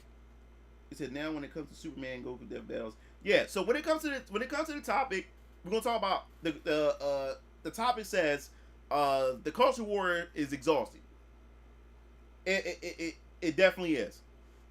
It definitely is. Even when it comes to politics and what just happened with Trump and everything like that, but the culture war within the gaming space, to me, like I said before, man, is it's toxic. Like what I'm noticing is, and I've been seeing it, and I've been seeing it over the course of time, man. What I don't like is that our side, or the anti-woke side, talks about the left or the wokies and stuff, and they call the wokies, a cult or whatever like that, and their mentality. But I'm also looking that our side does the same thing. Our side doesn't know how to take criticism when criticism is necessary. You look at Marvel and Disney, right? You see what they do when it comes to Disney and Marvel. You see how what the left does, or what these wokies do, when every time Disney or Star Wars release some bullshit, or a Netflix series come out or whatever like that. You see how their side jumps to their aid. Even they know this shit is garbage, but they defend it. They make excuses. They either call you a racist, they call you all these type of things, instead of acknowledging that, this shit is horrible, this shit is bad. And how do they expect their product, or expect anything to bear any positive fruit, or expect any of their television shows or video games to actually be good, if they're going around defending garbage or defending bullshit? And the anti-woke does the same thing. They do the same fucking thing. They all protect each other. They all make excuses for one another. Even if they have bad takes, or if they are shitty people, they protect them. And that's the thing that really turns me off, is because it is a cult-like mentality. So you mean to tell me that a person can have, on the anti-woke side, can have no integrity at all? You can ignore their hypocrisy, you can ignore their integrity, just as long as they're fighting against wokeness. That's all that matters. Well, as long as he or she is speaking against wokeness, I don't give a shit how shitty of a person that this person is. All I care is about he or she is spreading a message that I like, or they're saying things that I want to hear. That is cult-like. And that's a lot of that shit that's going on. And this is the same thing that they accuse the other side of doing. When their side, and when the anti-woke side and their figureheads do the same exact thing, they run to their aid and protect them, or say, oh, it's really not a big deal. You know what I'm saying? He said, what's really important is the message. What's really important is this person is really fighting against wokeness. So we just ignore all the shitty behavior, or we ignore that this person have a lack of integrity. We just want to ignore that just because this person is fighting against wokeness. And I don't like that shit. What's the point of combating wokeness if you, as the individual, have no fucking integrity? You're a person that has a shitty character. What's the fucking point?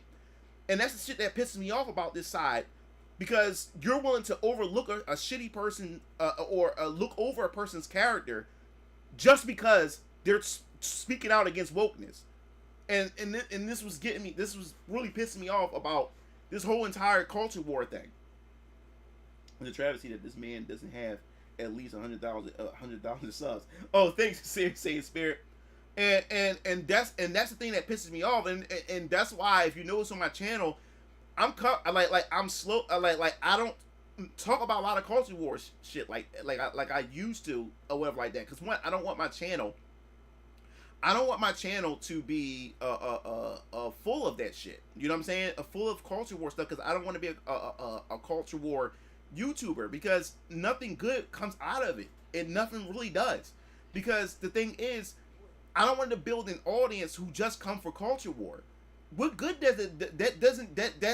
That's a temporary growth to my channel. Because what happens once the culture war dies down? Then what? No one's interested in my channel anymore, because they only came to hear about how shit is woke, or all they care about is me shitting on a particular company they don't like. You know what I'm saying? Like, I want people to come for my content, or come for me. You know what I'm saying? Like, they enjoy just hearing me talk, or they like hanging around me and coming to my streams. That's the type of audience that I really want. I don't want an audience that only come for the culture war shit and then just fucking disappear once the culture war is done, or there's nothing really going on in the culture war space. I don't want that type of audience. What's up, Tris? What's up, Destroyer of Worlds? What's up, DBZ? What's up, Jedi Warrior? On the woke side, he said what people on the woke side don't know is that they're being used. They don't even realize it. Yeah, they're being used. We talked about this before. What's up, Ray the Man? I learned about you from the JRPG review that was positive. Oh, that's cool. That's the thing. I want people to recognize me based on things that's not culture war specific. It's just that the culture war thing is what blew me up, and I appreciate that. But I just want to talk about video games. That, you know, that's what I want to do. I just want to talk about those things that I enjoy and things that you guys may enjoy. You know what I'm saying? I love JRPGs. That's why I want to talk about JRPGs. Yes, I don't have no problem talking about culture war stuff, but I don't want I don't want my legacy of Mugen Lord to be remembered for that shit. You know what I'm saying? That shit is just stressful. It really is. So you want a certain audience or loyal fans, you need to make sure that you clear on what you're catering to. Some YouTubers dedicate strictly to anti-woke stuff and Mugen Lord. Yeah, and that's the thing. I make that clear every stream. I also made it clear in a couple of videos that, yo, I'm not a culture war YouTuber. Yeah, I'll cover some culture war content, but I'm still a video game YouTuber. You know what I'm saying? I'm still a video game YouTuber, and I always try to stress that out, or whatever like that. And hopefully there's some trickle down effect where people like, yeah, they came for I came for the culture war, but actually I end up staying for this, and that's why I hope it. That's why I want it to be like they came for this, but they stayed for that. You know what I'm saying? So that's the thing with that. So for those of you guys who don't know the drama that happened yesterday that we're gonna go over. There was, I wouldn't even call it beef. I wouldn't even call it beef at all.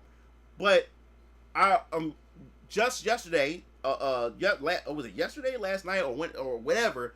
I was blocked by Grums because of a particular situation that had went down, and we'll go over it and stuff. Just to make a long story short, like, I'm unblocked, but I want to give you the whole rundown to the whole situation, because a lot of you guys, yeah. A lot of you guys keep asking me what's going on. I'm still getting comments like, yo, what happened?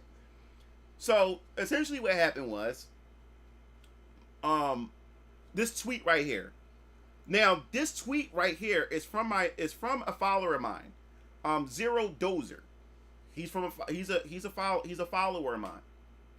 So, what happened was, I was scrolling down my YouTube feed, and I see Zero Dozer had did a quote tweet tweeting Mighty Keith, and this is right after the situation where Trump had almost got assassinated. So Mighty Keith and all right, let me just tell you, like, the whole thing with Mighty Keith. I also don't want people to get this idea that I hate this dude. Like, this is the internet. This is social media. A lot of people take social media way too seriously. I have nothing against Mighty Keith. I love Mighty Keith's, especially his earlier content.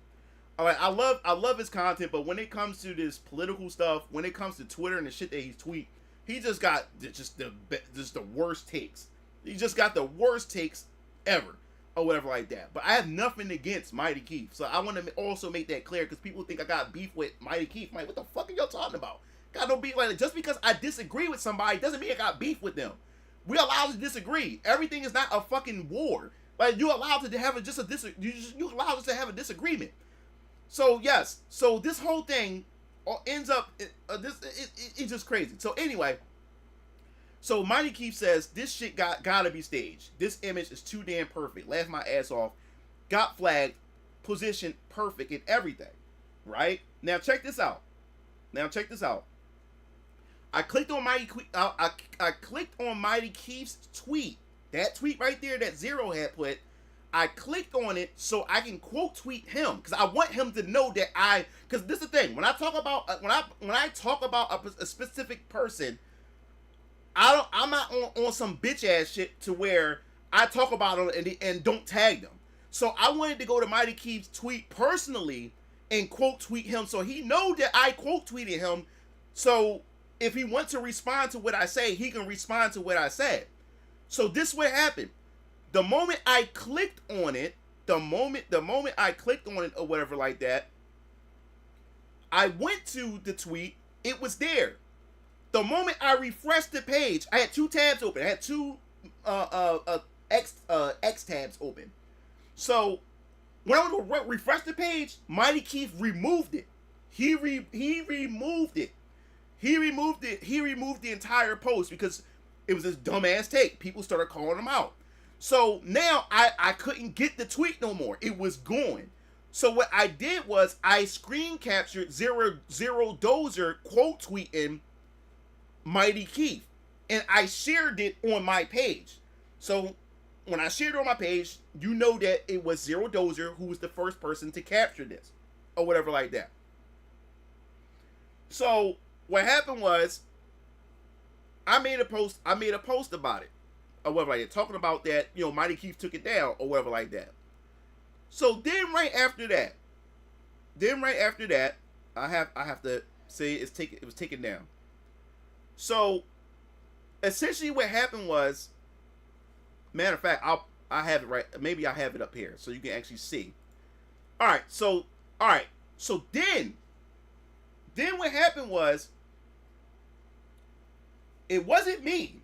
It was my follower Zero Dozer. Zero Dozer tagged me because Grums took the screen capture that I had of Mighty Keith's stupid ass take. He took my screen capture and pretty much essentially cropped me out and then took the post or whatever like that and posted it up. Now Zero Dozer tagged me because he quote tweeted Mighty Keith and said, I have a better question. Why didn't you credit Mugen Lord for providing you this screen cap? Because you couldn't find the screen cap anyway because it was taken down. What's up, Link Card? Yeah. So it was one of my followers who tagged me in the post. He tagged me in the post. So to give you the context on this, I decided that, all right, I was tagged in it, I'll comment on it. I'll give my 2 cents on it or whatever like that.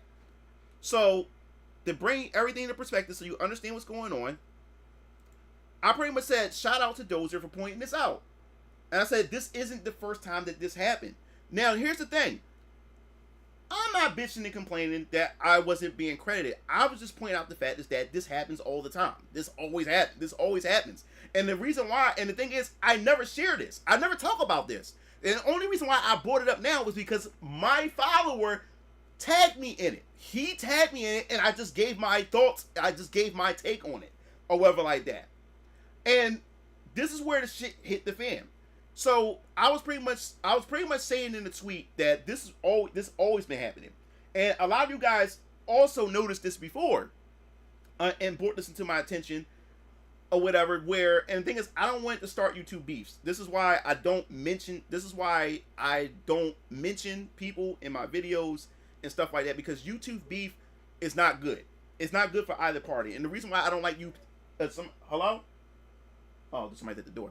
Oh yeah, the reason why I don't like YouTube beef is because, just like the culture war, YouTube beef brings in the wrong crowd. It really does, because whoever you're beefing with, their following is going to come to your YouTube channel and start either flagging your shit or just start harassing your base and start attacking you.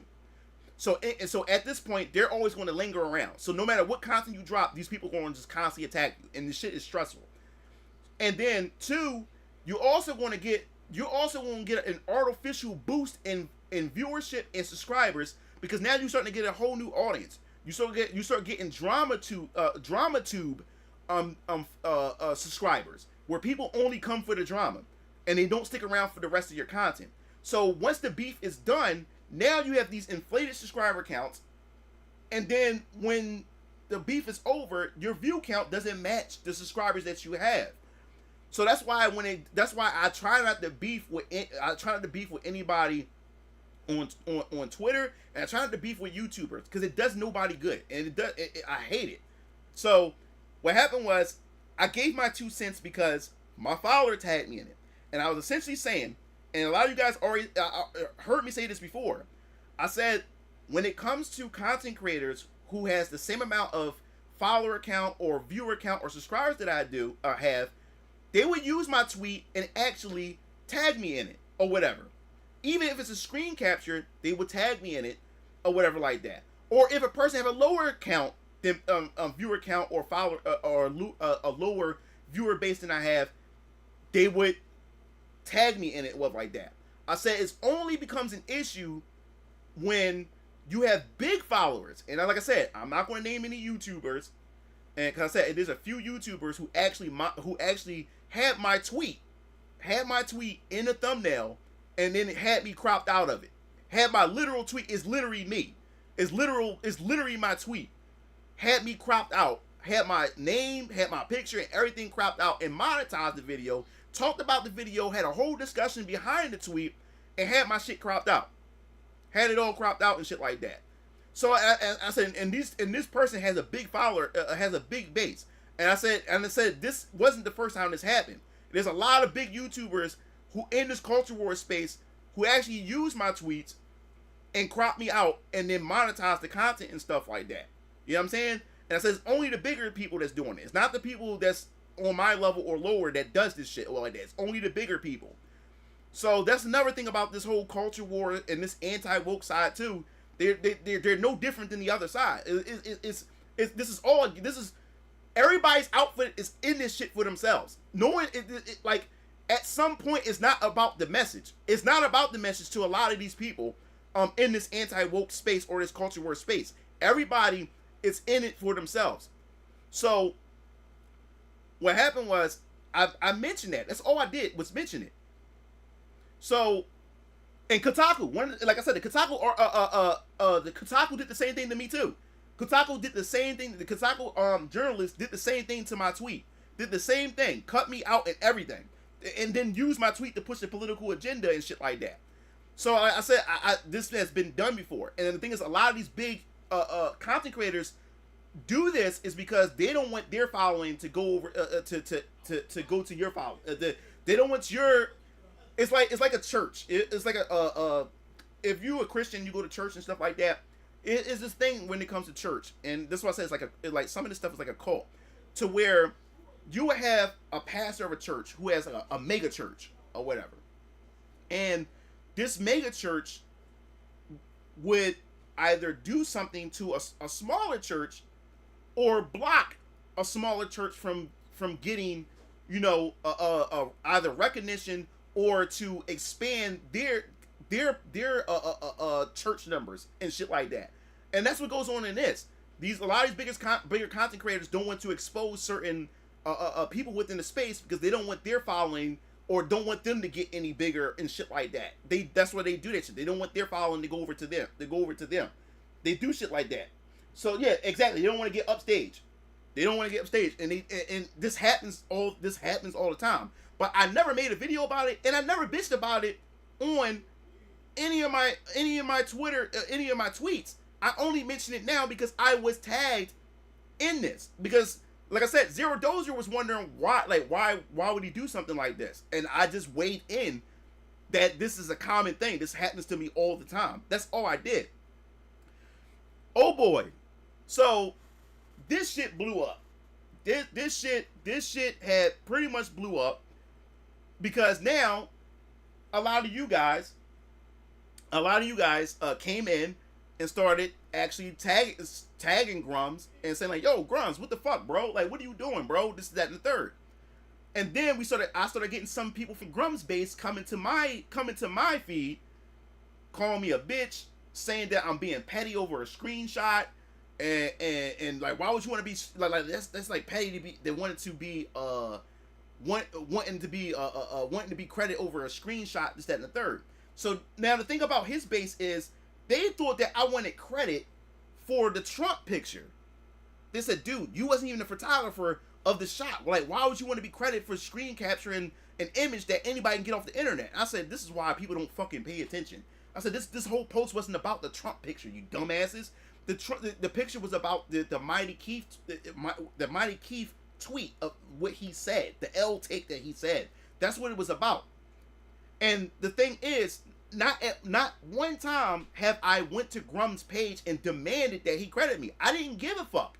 If he didn't want to credit me, that's fine. I just gave my opinion when my follower was saying like, yo, what the fuck is going on? Why would he do something like that? I just weighed in on, yo, this is something that happens all the time to me or whatever like that.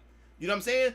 I didn't give a fuck if he didn't want to do that. I like okay, he did it. Like, all right, so I know what his character, I know what type of person he is at this point. You know what I'm saying? So after that, people started just coming in. People just started coming in, and it was like an all-out war. People just going back and forth and shit like that. Everybody's going back and forth. You guys started tagging Grums, started questioning Grums, and then you guys started unfollowing them. He says, yeah, your audience captures a thing. So it's an audience spreading gossip, and it turned into a stupid. Yeah. I didn't blow. This was not supposed to be blown up to the way it did. Everybody, both like my base and then his base, it blew up. So what happened was, now it started getting crazy. Like, everybody's going back and forth. People started like, yo, I'm unfollowing. So people said, yo, Mugalore, I just unfollowed him. People just started unfollowing Grums. Like, people started unfollowing him and everything. So then that's what triggered his base, and his base came on, and it just got nasty. So I was like, shit. I was like, damn. I said, I was not expecting this shit to get out of hand the way it did. So the thing is, here's the thing. I never interacted with Grums. I never interacted with him at all. So the next morning when I wake up and I look up, I noticed that that one of the tweets that was referring to Grums was gone. It disappeared. It was blank. It wasn't there no more. So I'm like, so when I clicked on it, it popped up saying that Grums blocked me. I said, yo, I didn't even interact with the dude. I didn't say shit to the dude. Like, this dude blocked me. So then that's when my subscribers came in and said, yeah, he blocked you because we called him out. Because one of his followers came in and said that I was being disingenuous by saying that he in fact did credit you. Now, check this out.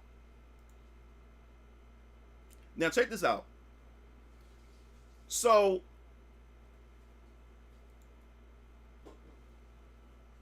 the tweet from Grum said, one of his followers said, "Are you literally giving it to this dude who did a screenshot?" He took down the tweet.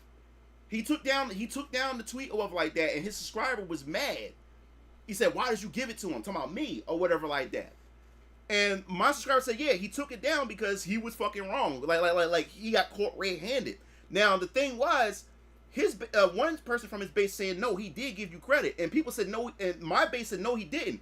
Here's the original tweet. Mugalore is not credited anywhere in the original tweet. So what happened was, Grums ended up saying that no, the guys, I didn't know. I found it randomly on the internet, and I didn't know who it came from. So what he did was, after he got called out on it 5, maybe like 15 hours later, he put credited to Mugen Lord, but the thing is he just credit Mugen Lord but didn't tag me. He still didn't tag me. He just put credit Mugen Lord but didn't tag me. So I said to one of his followers was saying that, I said to one of his followers, I said, wait a minute, I said, yo, if he really tagged me, I would have got the notifications if he did. And as I said before, I don't care if he did. I said this got blown out of proportion. Now I have to explain myself because this wasn't supposed to get blown out of proportion.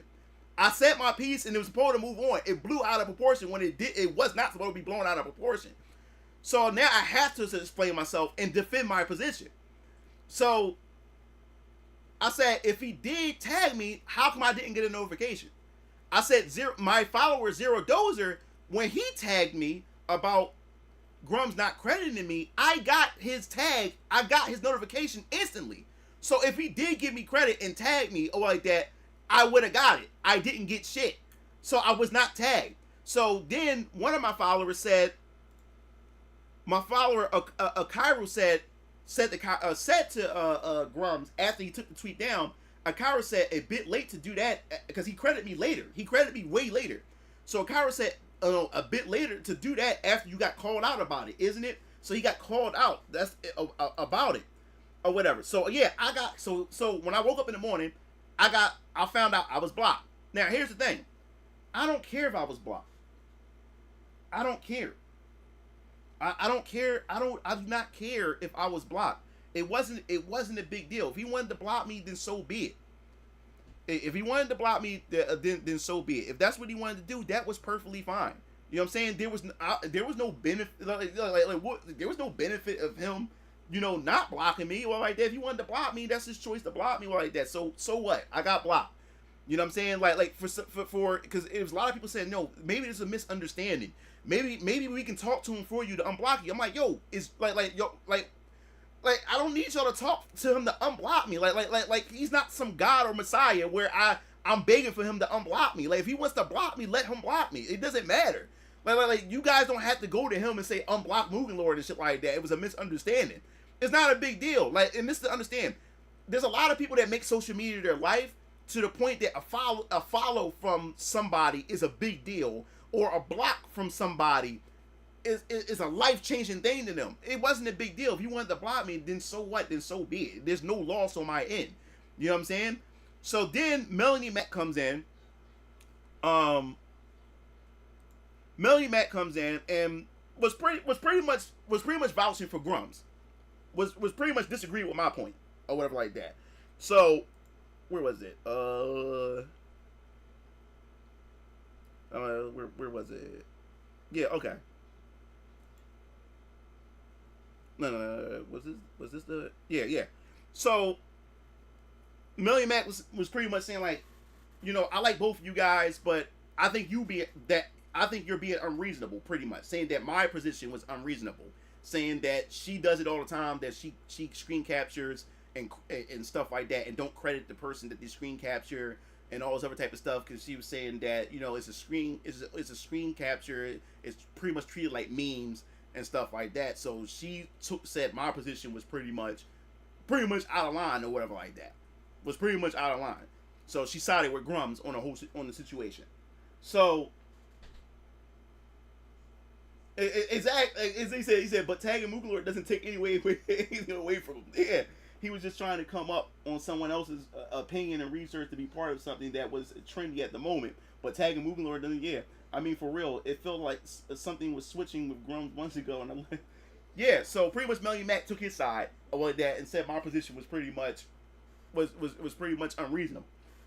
So then after that, the next day, which is the day, I wake up in the morning time and I get a DM. I get a DM from him saying that our wires were crossed or whatever like that, and I was like, it happens. And I looked in my notifications. He followed me, and then I looked and went back to his page. I was unblocked or whatever like that. Yeah. It is a cool, and this is the thing that I don't like. This is the thing that I don't like. When it comes to this culture war stuff too, it is a cool kids club. There's a clique. There's a certain group. There's a certain clique. If you're not part of that clique, or or whatever like that, they're going to defend that person that's part of that's part of their clique. I learned that watching that in this culture war. Like this culture war stuff and this anti-woke side, they do the same thing as the woke side. And when you're all part of this one pack or you part of this one clique, everybody defend each other and look out for each other. Even if the person doesn't have any morals or they don't have any integrity or character, they would still defend them because they're part of the clique and also because they're fighting against wokeness. And I agree, Vincent, about that. I agree. And the thing is, the thing about this clique is that they're all leeching off of each other. People they're all leeching off of each other. The moment something, and that's the sad part about cliques, especially cliques like this within the anti-woke side, is that the moment shit hit the fan with that particular person, they all gonna turn their back on said person. They're gonna turn their back on them, and these people with these cliques is only hanging on each other because they looking to benefit. What can they benefit by having this person, by allying with this person? And it ends up being the same thing that they were claiming that the woke is doing.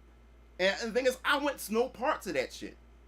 Honestly, I want no parts of that shit. I love my base. I love my community that I have.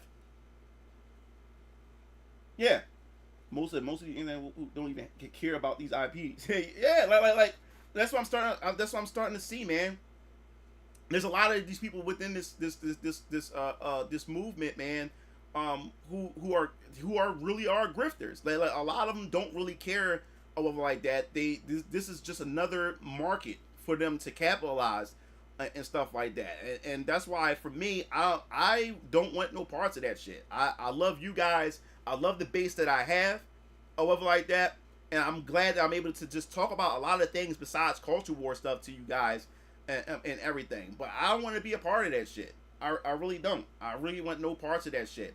So it was kind of disappointing too, or whatever like that. And I wouldn't say disappointing. It was expected that sides were going to be taken and stuff like that, and everything. So what can you say? It is what it is. It is what it is. You know what I'm saying? That's everything though. Streamers like offline and phase clicks.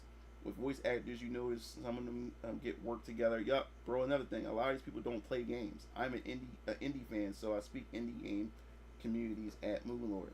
So I feel the same, man. I'd rather just hear about what you think of games. Is why I come here in the first place. Yeah, so that's why I said yeah. That's why you notice on my channel, the culture war stuff is because like I said, I used to do culture war. I used to at least do one culture war video a week or two a week. And what like that. Now it's just I do it randomly whenever I can or whatever like that, because it's stressful, it's draining. You know, there's no nuance. People don't like people within the anti-woke side, because like I said, people, cause every time I rag on the anti-woke, people say, well, the woke. People say, well, but what about the woke?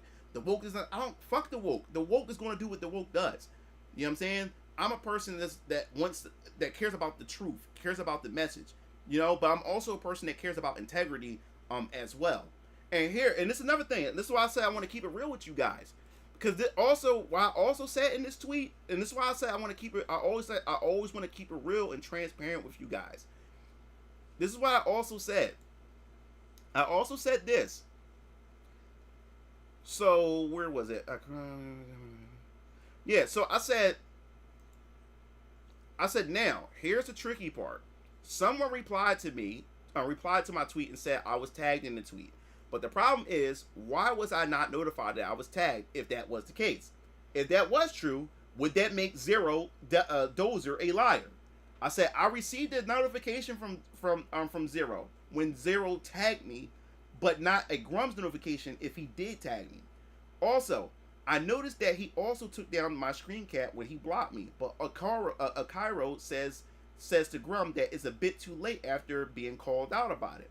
Now, I said this is what I said. This is why I want to be transparent. And this is why I said it. This is why I always try to keep it real with you guys. This is what I said. I said if I am wrong about not being tagged, I can admit when I'm wrong. But as it stands, I was never tagged and never received any notifications that I ever was by Grums. Those who know me know that I can admit when I'm wrong about something, especially when I don't have all the facts straight. My ego's not like other content creators on this platform. If I'm wrong, I will kindly accept that, accept the L, laugh out loud, and that's what I was saying. I was telling you guys. Oh, damn! I didn't have it up. I had it, yeah, right here. So that's what I was pretty much saying to you. I was pretty much saying that, yo, I don't mind being wrong. If I was wrong, if he actually did credit me and I didn't know about it, I can admit where I'm wrong about something. But as of right now, where it stands at that moment, at that time, I was not tagged. And then everybody is showing the original tweet that he posted that I wasn't.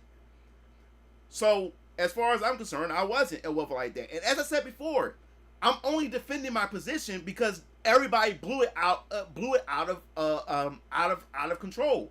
I was just weighing in on it. I was just giving my opinion and just saying that, yo, this is just normal. This happens to me a lot. But oh well. That was pretty much what the tweet was pretty much saying. It blew up. Once it blew up and I started getting attacked, now I am forced to defend my position about the whole crediting thing. But other than that, I don't give a fuck because they do it anyway. You know what I'm saying? Like I don't give a fuck. So, but now, since I've been attacked, people sort of call me petty and call me pussies, you know, and all kinds of stuff like that. Now I have to defend my position about the crediting thing. He said, I'm just not a fan of collective thinking, man. It's not about creating something or substance the game brings to the table. Pretty much now that I think about it, Scott. Oh, what's up, Scott? Yeah, groupthink is bad. It fills people from the obligation to think critically. Exactly. No matter what side does it. Yeah. So yeah, man. So that's what happened with that. So yeah, he unblocked me, and in my personal opinion, I believe he unblocked me because of all the pressure that people was giving him, all the shit people was giving him. Yeah, because I believe if it didn't blow out of hand, he would just kept you blocked and kept it at that. But when a bunch of people kept coming to me, because you know, in this situation, I got a bunch of new followers because of this situation. A lot of people started following me because of this whole situation and stuff like that. And a lot of people was saying moving. I just unfollowed them. A lot of people was saying they was unfollowing them. So I think that was the only reason why that this situation I got unblocked and stuff was because people started people started giving them shit about it or whatever like that. Because other than that, I think I would have still remained blocked. And he said, "Yeah, hell yeah, that's true." Yep. But yeah, man. This culture war stuff is just Jesus. It's just draining, you know. Yeah, that was the thing. I never interacted with him, and that's why I was telling Melody Mac. I was like, yo, I'm like, you really, you're not understanding what I'm saying here. Like Mel, you're not understanding what I'm saying here or whatever like that. You know what I'm saying? And I said, and then he blocks me, and I never interacted with him. I didn't say anything to him. I never even went to his page personally to talk with him or anything. I just got blocked.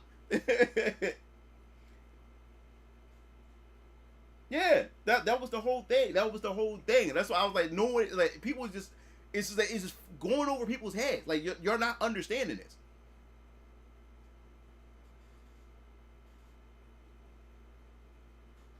Oh yeah. All right. So we can move on. All right. So I guess we can talk about for a second. Just what is it? Let me see.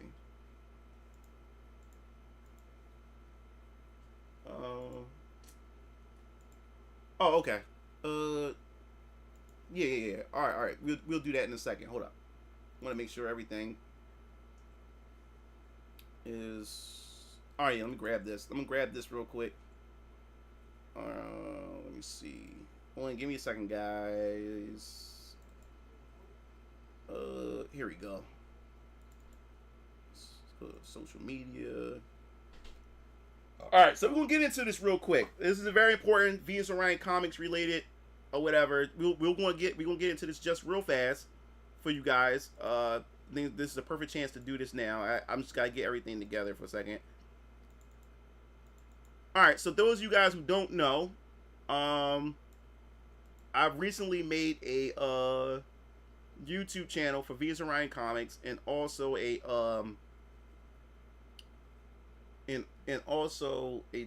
Twitter or X page. But before we even do that, here's the wallpaper I just made recently.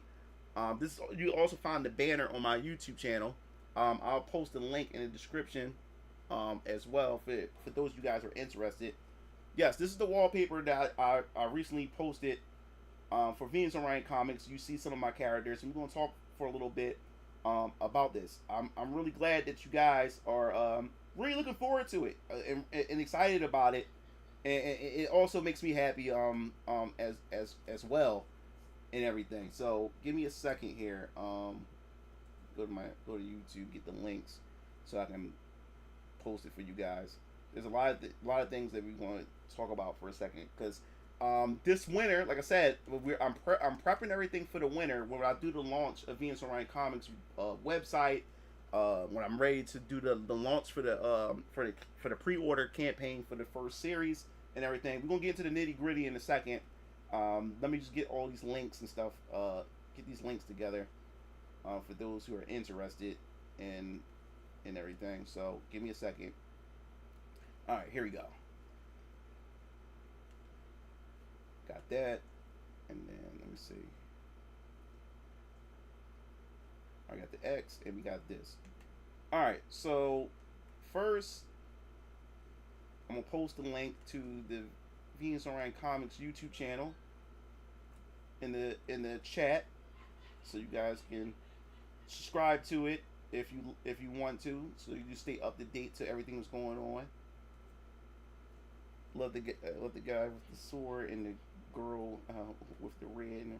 Yeah.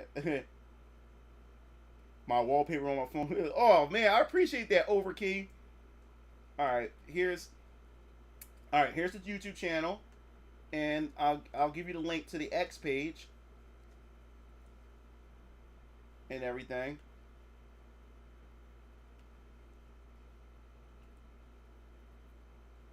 He said, hold up, my guy. He said, all I see is the male gaze.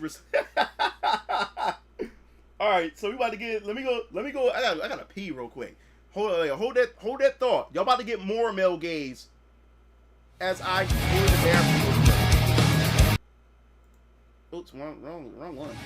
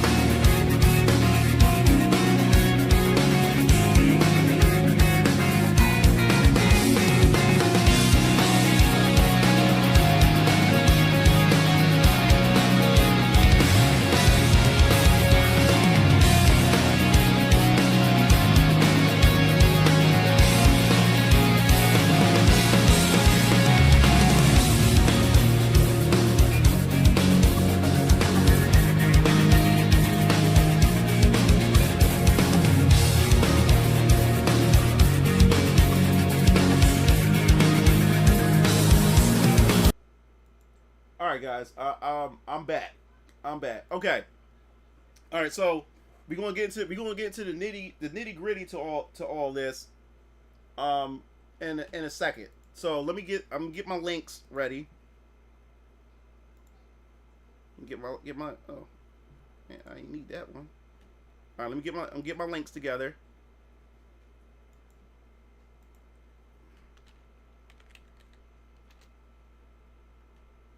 All right, let me go to the YouTube channel, and then all right, so yeah, so we gonna get into some Venus Orion Comics. I'm excited that you guys are excited about Venus Orion Comics.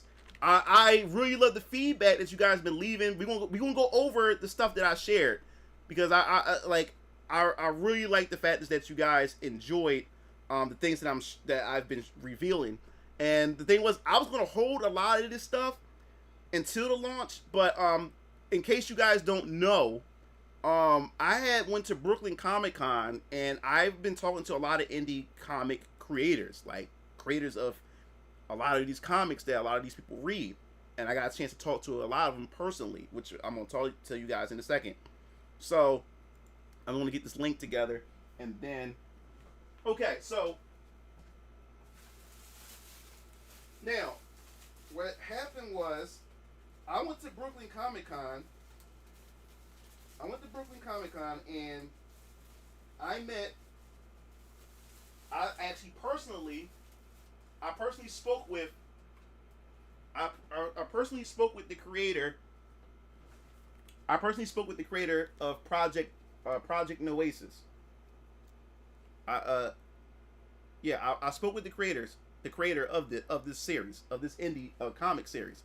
I'm about to read it. I'm reading this weekend. I finished Yaira. Expect the Yaira review. This is my first book in the Ripperverse, so expect a Yaira review coming soon, or whatever like that. So I finished Yaira, and I'm about to get into Project Noasis next. But I met the creator. Of Project Noasis. So all right. So this is what happened.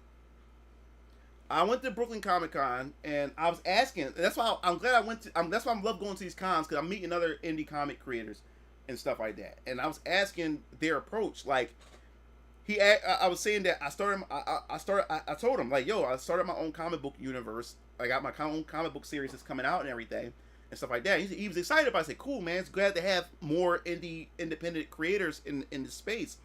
So he said, so like, yeah, did you so how are you advertising? Did you advertise? And I said, here's the thing. I told him, I said, here's the thing. I didn't launch yet, and how can I advertise something that I don't want to reveal and give away? You get what I'm saying? So that's what he said to me. He said, listen, man. He said, bro, you have to show something. You have to show something. He said, you have to build an audience now. You can't wait the day of your launch to reveal and spring this out on everybody. He said I wish I would have learned this a long time ago, or whatever.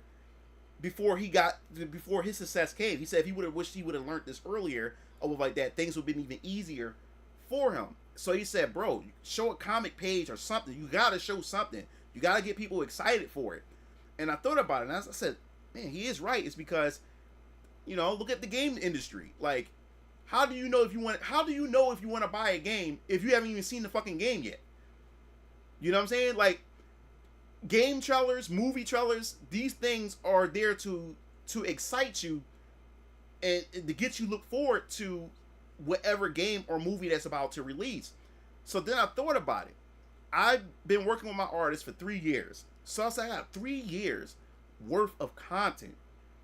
I say, you know what? I'm going to have to do it. And you got to understand, this is my baby. I'm in a position to where I understand why Square Enix, why Nintendo, and why a lot of these companies are so tight gripped with their characters and their property. This is my baby here. You know what I'm saying? So I'm very cautious about how I want to promote my baby and how I want to deliver it to you guys. I'm very protective over that shit.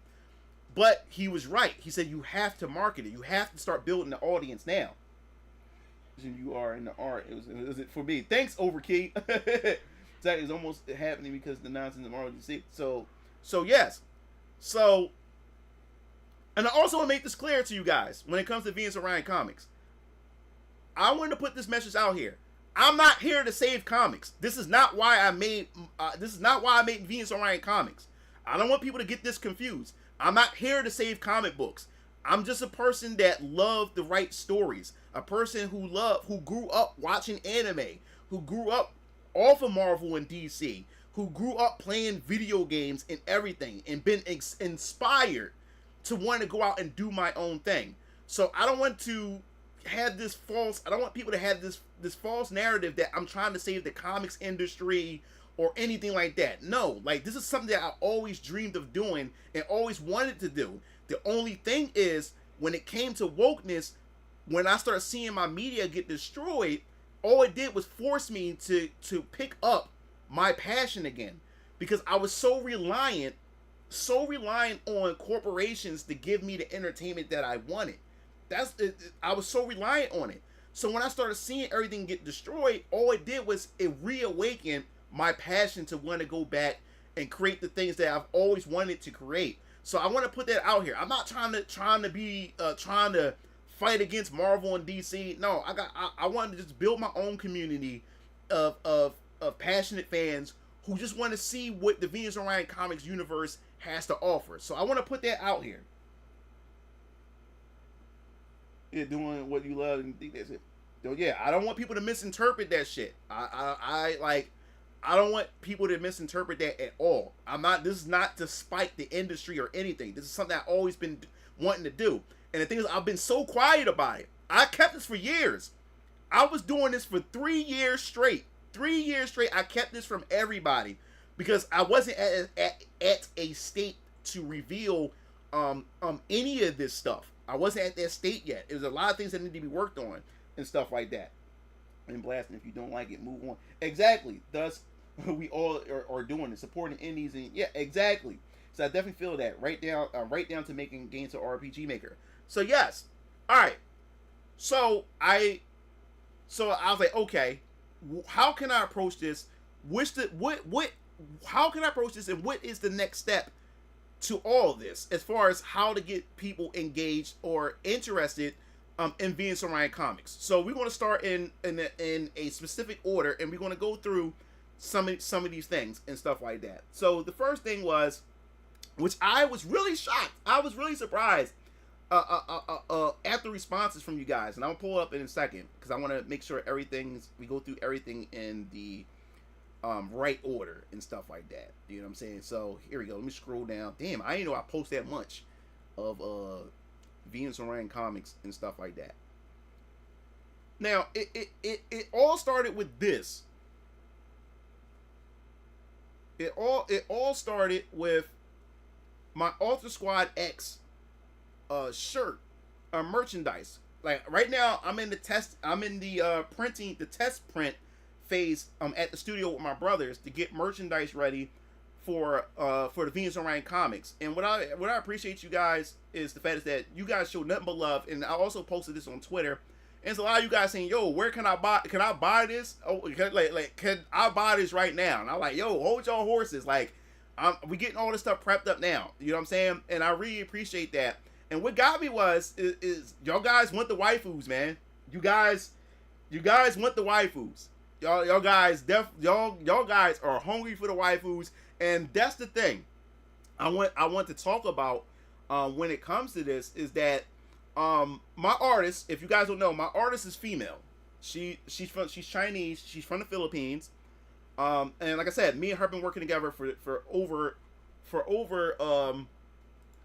3 years. All right, for over 3 years or whatever like that. So, a lot of you guys. So when it came to that, and me and her started discussing a lot of this stuff, she feels the same way. She loves to see female characters beautiful and sexy too. So it also debunks this notion that women don't like to see beautiful characters and sexy characters. And she has done a great job when it comes to drawing up my female characters as well. You know what I'm saying? And I really appreciate that. So even when it came to this Alter Squad X picture, he said, I want the visual novels. You know what I'm talking about, Movie Lord. Yeah, so another thing I want to talk about too, as far as visual novels and everything like that, my goal is to be able to have you able to interact with my content in different forms of media. Like eventually, it's going to cost me some money, but eventually I do want to do a motion comic, and also an audio form version of the comic as well. I also want to do that as well. I really do. So, but that shit costs money. Trust, dude. A motion comic is expensive as shit. But that is something that I want to do, because so some people may not want to read the book physically. Some people may want to see it in audio, hear it in audio form or whatever like that, or want to see it in motion comic form. So that's something I want to do. But the thing that really got me excited is that you guys came in and just showed love for Ultra Squad X. And as I said before, I won't go into like the nitty gritty details of Ultra Squad X's, because we are still moments off from the actual reveals of Ultra Squad X and a lot of the things that I have going on. So let me pull this up real quick so we can so you guys can see it better up close. All right, cool. So let me bring this up, scroll this up. All right. So yeah, so I really appreciate the love that you guys have shown for Ultra Squad X. Just while looking at their designs and stuff like that, and you guys have no idea of what their backstories are and stuff, but I try to give you like a little bit, a tad bit of information of, you know, of some of these characters or what's involved in my universe. And the fact is that out of all of the excitement, out of, you know, when it comes to a series and stuff like that, Ultra Squad X really, you guys really made your voices heard. So Ultra Squad X, just to let you guys know, is the second series that will be released. That comes after VK. Like, so VK is going to be the first series that's going to be released. The first chapter is going to be released, but Ultra Squad X is definitely the second series that's going to be released with its first chapter as well. So you guys are going to be able to get a chance to get into the backstories of these characters. But when it came to the waifus, like I said before, the girl in the pink, her name, her code name, her alias is Adaptima. And if you hear the root word adapt, you can pretty much guess what her powers is, or whatever like that. And then of course we have Cerebra. She has telekinesis abilities and stuff like that as well. But all these characters have special powers and special abilities. They are a special group of individuals, a special group of youth, over like that. And I'll just leave it at that, and so you guys can just puzzle and just look at the characters and try to get an idea of what I'm going with and where I took inspiration from as well. What's up with those voice acting spaces for future? Yes. I will be doing, there will be voice acting that I will be doing as far as auditions are concerned, because when it comes to my promotional material, I want to have voice acting for some of my promotional material for you guys to enjoy. So yes, at some point, Ultra Squad X, I will be doing an audition. And like I said, most of the requirement is you got to have good audio equipment, like, because it has to be professional. Like my work, I believe in being professional, and it has to be professional. So it has to be professional audio. Like, it don't have to be expensive, but it has to be clear quality voice audio and stuff like that, because I don't want to have have it to where we have, you know, three people who have good microphone or good audio equipment, and then the other person, the other three, got shitty equipment, and then it's like a mismatch of quality. So it has to be good quality and stuff. But Ultra Squad X, I will be doing an audition once we get to that point, when I start doing promotion for like trailers or other promotional material, where I'll start doing auditions, putting out auditions for, you know, people to voice these characters in the near future and stuff like that. Oh, thanks, Daniel. You know what I'm saying? He said that one sounds top tier in the fighting game. She'll be busted and stuff like that. So yeah. So her name is Adaptima. The young boy code name is Lad Spectral, or in Japanese Spectral. He's Japanese. And then of course we have Rampant. The leader is named Photonic. Now the root word photon, his name is Photonic. You also hear Rampant. You can pretty much guess what Rampant is. Her code name is Cerebra, and he is very unique. His code name is Channel Red. Now I can't explain why. I can't go into detail why his code name is Channel Red, but it's me trying to explain it is going to spoil a lot of other things, or whatever like that. Channel Red, and his abilities, and let me put it this way too. He can pretty much fuck with. Let me get this out of the way. Yeah. So he can take any living matter or living any type of matter, and he can pretty much channel it and create any construct he want out of matter and shit like that. He's pretty much broke. He's another broken character. He said, "I know if Channel Red take off the red, Vegeta, or whatever like that." But yeah, he and also he's Hispanic, Puerto Rican. But yeah, so this is the team Ultra Squad X. And the thing is, I'm trying not to get too crazy and start going through the stuff and start spoiling stuff. But he said Channel Red solos. Yes, Channel Red. When you see him in action, what he can do, like damn, like this dude. And I can imagine like how he would be in a fighting game and stuff. So let me pull up the next thing for you guys as well. In the poster of Ultra Squad X. Here's the poster and everything. This also gives you an idea of the character's personality as well. Diversity must be woke. Ginger heroine looks like a god, like a goddess.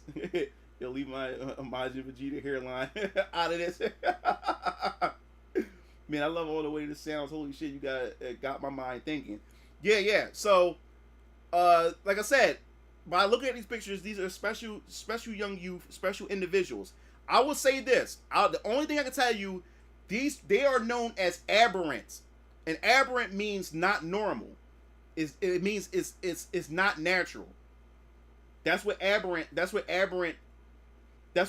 means. These people in my universe, we have a classification of people called aberrants, and that's what they are. And the society fears them. Society fears these people. Fears people like Ultra Squad X and stuff like that. So that's just to give you like a little bit of an idea. You bring your. Yeah. And also, if you look in the poster itself, you can get a little bit of some of the personality of some of these characters as well. So, yes, the world right now in my universe, society don't know how to deal with these people, aberrants. You have some good ones and you have some bad ones. And you can guess that Ultra Squad X are the good ones. She's definitely OP. He said you look at adaptive way to pose, you can tell she's OP. Yeah. He said we will get info on how they are made, what makes an aberrant. Yeah. You gonna get all that. You'll get all that. You can get the origin, you'll get all that. Well, what makes an aberrant and all that type of stuff. So don't worry about it. So you'll get all that. So and you'll learn about what an aberrant is in the first chapter. So I won't sit here and like try to push it off and stuff like that. You will know what an aberrant is and how society looks upon these people and stuff like that. So she smile and adapt them solos and stuff. So yeah, we're gonna move on to the next post or whatever to get you guys keep it rolling for you guys. Oh, why I gotta do that when I can pull everything up that I already did in my folder? My fault. I can just do that. Let me just do that. That's just easier instead of me trying to scroll and everything. All right, so right here we're gonna pull up. I was not expecting this, especially from especially the feedback from you guys with Viper and Cobra. I was not expecting like so much love that you guys were showing for these two deadly sisters and everything. As I said before, if you go into the community tab, I gave you a whole backdrop or I guess like a little synopsis and stuff like that. But yeah, you guys really showed through and really showed love for both of these sisters and stuff. So I have a roadmap of how I want to release this content, but from y'all feedback, that's why I'm glad I put this feedback early. I may have to switch my roadmap around based on some of a lot of the feedback and responses that I have gotten from you guys. Like it's just crazy. What's up, Barrett? What's up? What's going on, bro? Yeah, so I really appreciate the feedback that you guys have left or whatever. But like, so not to go into any like like really crazy details. Pretty much these two sisters is pretty much been has been pretty much raised by an ex Mad Jack's mercenary. This is a mercenary group which I can't spoil because you're gonna find out about the Mad Jack's mercenaries pretty much later. But an ex Mad Jack's mercenary named Marcus Higgs, he pretty much took them in as little girls under his wing after a tragic incident, which I won't spoil, that left these girls the way they in the state that they were in. So he ended up taking them and ended up training them, and now they work underneath him, and they're fighting against this crime syndicate called the Red Band Network, or the Red Band Syndicate, that they're fighting against. Now, the Red Band Syndicate, I still can't even get into details of that because they are a major crime organization in my universe, and you're going to hear about them in many different series. So they're going to first appear in Viper and Cobra, but you will hear about them in different comic series. But they are very major, and Cobra and Viper, and this is not a spoiler because you're going to find this is going to be known within the first chapter of Viper and Cobra. But I can't go into any details. But Viper and Cobra has some ties, as far as their origin, or as far as their backstory or their background. They have some ties to the organization in some way, and there's a reason, or whatever like that. And I won't go into any spoilers or whatever like that. But yes, he said, "Movie Lord, you're going to make a great story. This is why I'm doing my best to make my own stuff." Yeah, man. I want y'all. Hopefully, this stuff inspires you guys. Get us about a year, and they will be guest characters in Zenless Zone Zero. Thanks, man. That would be fucking crazy. If it can happen for Ruby, it can happen for Venus and Ryan. Thanks, Vernon. Thanks, Lawless. He said, "Oh, first you had now you have my attention." Yes. So, let me put it this way. Both of these sisters, man, they have a lot of trauma. Let me put it this way. These sisters have a lot of trauma, and their backstory is so fucked up, so sad, or whatever like that. So there's gonna be a lot of trauma with these guys. He said chapter 300, they have black ancestors that made. Oh, it's Scott Pilgrim. It's Aberrant. Aberrant. Aberrant. Yeah. So yes, that's with them with that, and then we're gonna go to the next one.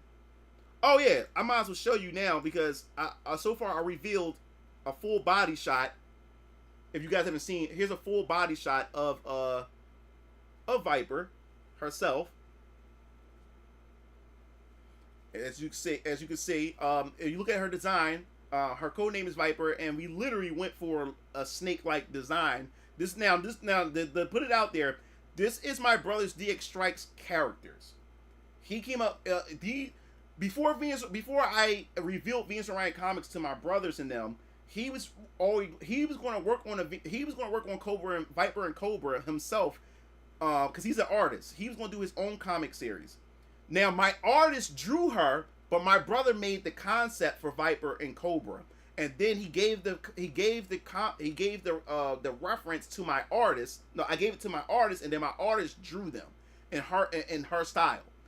So, yes, Viper and Cobra is my brother's DXstrike's creation. Before I told him about Venus and Ryan comics and stuff, this was going to be his own comic series. Now, ever since I started my comic universe, my brother Strike was like, "Yo, like, that'd be a good idea. Like, can they be part of my universe instead?" So yes, that's what ended up happening. These are Viper and Cobra was a design and a creation for my little brother Strike, and I brought them to my universe. So what's going to happen is, when it comes to the writing, my brother's going to pretty much lay a foundation, and then I'm going to take over and just write the rest. He's going to pretty much have ideas or an outline of what he likes or what he wants, and then I'll be taking over the helm as far as the story is concerned. He says she has a big heart, I can tell. So yes, also look at the makeup. Now my artist, she thought of it. She said yeah, like they probably also Viper and Cobra, because Viper's real name is Laura Bigsby. That's her real name, Laura Bigsby. They came up uh, they came up with the names themselves, their code names themselves, because you're going to find out why snakes or has a connection with them is more in a metaphoric way. You'll find out or whatever like that. So that's why they took on the name Viper and Cobra, because it relates to their past, and snakes definitely play a role metaphorically in their life and whatever like that. And also, my artist decided she wanted to do have the makeup. If you look at her face, she kind of resembles like a snake, and even the makeup she did in the sense of like a snake. And she came up with that idea. I'm like, oh snap! I never thought about that. And if you notice, she also has a mark on her neck. What is that mark? Can't reveal that until much later. Exactly, like Viper armor. Yes. So yes, this is Viper for you. And we're gonna move on to the next. This one right here, this is another one that you guys fell in love with. Mighty Girl. Straight out of Spy Fan. As an artist, I like this. So to break this down, because I have everything on my a lot of you guys saw Mighty Girl and fucking fell in love with her, and I love it. I love it. And that's the whole point. That if you guys can fall in love just by the design alone, that means my artist had done her job. She done a good job. And I love the fact is that a lot of you guys can look at these characters and get a rough idea, or get like somewhat of a rough idea of their personality and what you think about what this character could bring to to the universe. So I'm gonna pull this up real quick. 1 second. So of course, right here we have Mighty Girl, and to give you a bit of an idea, because I have it all there, because it's so much information, man. Trying to get this all down. So essentially, Mighty Girl is, so she's a supporting character. She's like a supporting character in the upcoming comic series 2 that I'm coming out with called The Valorian. And I won't be revealing the Valorian until we get to around the launch. You'll be some characters I'm saving for launch, like some of the main characters who are like the headlines of their series. You won't see until the launch. But she's a supporting character in the series called the Valorian.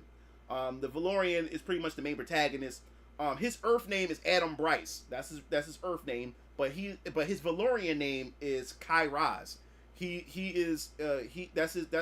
comes from the planet Valoria or whatever. But as I said before, when it comes to Mighty Girl, her name is Julia Patterson, and her Zenorian name is Kilgara Nexa. Her parents sacrificed themselves to ensure that their 5-year-old daughter escaped their home planet of Zenora after the Valorian Empire invaded it to colonize it. So she crash landed on Earth and was adopted by the Patterson family. Right now, Earth is experiencing an immigration problem when it comes to beings from other planets and the solar system finding their way to Earth and making it their home. I won't go into further details, but the Patterson family tried their best to keep Julie hidden from an agency used to track down Outworlders, to register them and send them away to government camps. However, an incident led to Julie bringing unwanted attention to herself at the age of 15. The agency discovers her, decides to meet with her Earth parents, and offers them a deal. The government had funded a new program that recruited people like Julie and trained them for the government to take down threats that were too big for them to handle. In return, she would have legal citizenship as an Earthling, and her parents will have complete protection if something arises. The name of the team is called the Divergent Alliance, and she has been training for the next 3 years. She is now 18 years old, and now has the code name Mighty Girl. She has super strength, flight, and she also has other untapped potentials, which I won't be able to get into because it also because my universe has mechanics to it. And this the mechanics that I have in my universe also has checks and balances, because also I wanted to create a universe where we do have OP characters, but I don't want to get into this point to where we have like super OP characters, like how you have like Superman, how you have like Goku, where characters are so damn powerful to where when you have like when it comes to power scaling becomes an issue. So I created a mechanic within my universe, which it will explain everything, and the reader will put together what the mechanics are as you read through a lot of these series. What the mechanics are, and also I will give you, I will have some breakdown videos about the mechanics when I launch the universe as well. But I put mechanics in place that's like a check and balance when it comes to power scaling and stuff like that. So yes, so Julie's not just super strong and has flight. She has some other shit about her, and it involves the mechanics that I have established in this universe. So you definitely stay tuned for that. Is it a Divergent Alliance? She going to fuck shit up. How many series will you have? How many series will I have? All right. How can I put it? I can't spoil it all. Let me see. Without spoiling too much. Let's see. We have VK, which is the first in the universe that's coming out. VK, Variant Killers, Vampire Killers. That's the first series. We have Alter Squad X. We got the Valorian. We got the next one, which I'll show in a second here. Which I can't wait to really. I really want to get into this one too. Neo Suit Johnny. So yeah, so we have VK, we have Neo Suit Johnny, we have the Valorian, Viper and Cobra, and we have the other another one which I won't name yet because I haven't yet to reveal that or whatever. So far, I have like 12 different series. So far, 12 different series so far, and then I'm gonna do one-offs, meaning that I'm gonna have it's like a one shot. I'm gonna have one shots or whatever like that. And even though the character may have a one shot, doesn't mean that's the end of that character. You're going to see them in other people's comics and other things like that. It's a Johnny Neo sound. Yeah. His name, Johnny Neo. And the name of the comic is Neo Suit Johnny. That's the name of the comic. How are you planning on introducing all these individuals in a way that seems story centric for them while maintaining the idea that they're all part of a single team? Now check this out. Now you gotta understand, these are different series, which means that all these characters are not in one team. This is not one team. These are different characters from how you have Superman, how you have Flash, how you got X-Men, how you got different comic series. That's what this is. Neo Suit Johnny is a separate comic series to itself. It's all in the same universe and everything like that. VK is its own comic series. Is in the same universe. None of these characters are all on the same team. They're their own. They have their own stories. They're their own. They will cross over, and some will join forces and team up, or whatever. So just to put that out there, Alter Squad X. So there's going to be a bunch of different characters, different series, different characters across separate teams. Yeah. I can't wait for Neo Suit Johnny. So just to bring Neo Suit Johnny, to give you a little synopsis of Neo Suit Johnny, without going into spoilers or anything like that, I'm gonna give you a little synopsis of Neo Suit Johnny in a second. Neo Suit Johnny, his family, or which I'll explain in a second, he plays a major role in my universe too. Like I said, a lot of organizations, corporations play big roles in my universe. So I'm gonna bring up the synopsis and read it to you guys so you get an idea. It's a short synopsis. So Neo Suit Johnny is another comic book series that I'm working on. So it says, I said, here's a few glimpses of Jonathan Neo. His name is Johnny Neo, or you can call him it's Johnny for short, but his full name is Jonathan Neo. And he's wearing a Neo suit designed by his grandfather, Harold Neo, of Neo Industries. Now I can't spoil what happened, but an incident happens to Neo to Johnny, and this which pretty much gave him a source of energy, and the suit pretty much draws that energy out and allows him to be able to use these abilities that he has or whatever like that. But like I said, this is going to focus on a lot on cybernetics and cyber suits. Neo Industries, just to give you an idea, Neo Industries was started out as a military I wouldn't say a military manufacturing. They got into military manufacturing after the first Great Wave War that eventually would mention and stuff. But Neo Industries created this created these cyber suits called the Cyber Edge. They call them the Cyber Edge and suits or whatever like that. And I really don't want to get into the crazy details or nitty gritties of the Cyber Edge suits, but it definitely became Neo Industries became very profitable off of these government contracts because of their technology. Neo Industries is a very one of the biggest corporations in my universe or whatever like that. But of course, there's competition. There's other companies that also create Cyber Edge suits. Now, the Neo suit that Neo Suit Johnny has is a special suit, because the thing is, in my universe with these Cyber Edge suits, it's a pretty much a neural link that connects the user to the suit. Is because the problem is, back then when the first suits were made, these suits used to be big. I wouldn't say mechs, but they were like big armored suits or whatever, and they were kind of bulky and kind of like inefficient. But the problem is, with these suits, the person has to connect to this thing called a Psylink. A Psylink is like this headband. It's like a psychic link that connects them to the suit, and the suit responds to their brain pattern. Now the problem is, when it comes to these suits, like that, these suits can drive these people out of their fucking minds. That's why a lot of these people within the military have to get tested. They have to go through a psychological test and stuff like that, and these people get ranked. They have like a what do they call it, a side link level or whatever.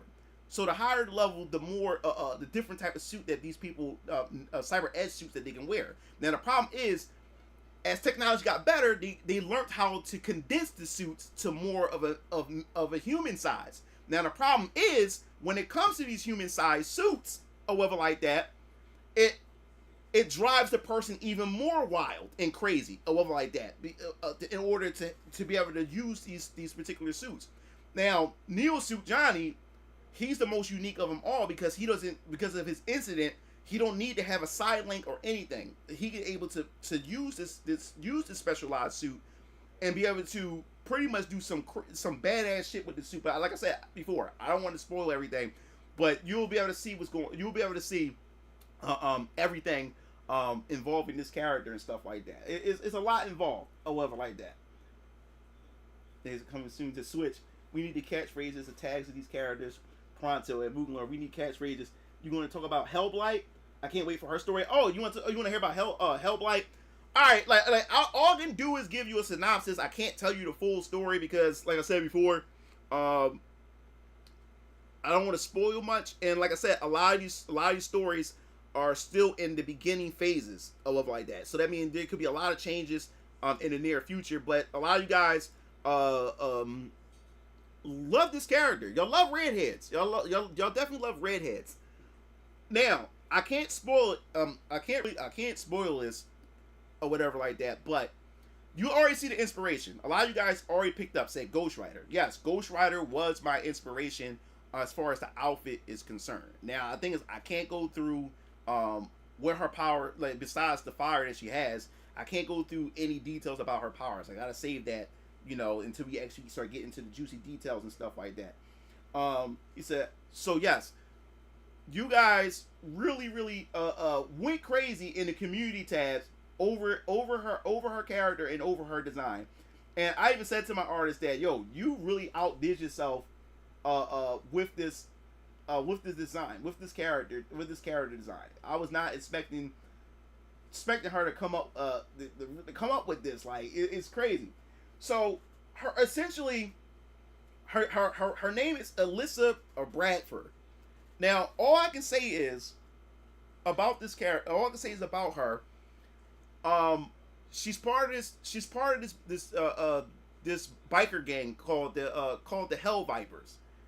Now, I can't go into details of about the Hell Vipers, but these the Hell Vipers pretty much take on illegal jobs. Let's put it that way, illegal jobs. So Alyssa Bradford, I wouldn't say that she's a good person. I wouldn't say that she's actually a good person starting. I wouldn't say that she's actually a good person. Well, she's also the girlfriend of Dillian Henson, who's also the leader of the infamous Hell Viper gang. Now, so what happened is how this came to be as far as Hellblight is concerned. Without spoiling, an incident happened. They took a contract and the contract went wrong. They ended up going to Wellington Labs. And I won't give the reason why they was contracted to go to Wellington Labs, because Wellington Labs is also another organization or science science corporation that's really big in my universe. But they was contracted to go there. They had to retrieve something.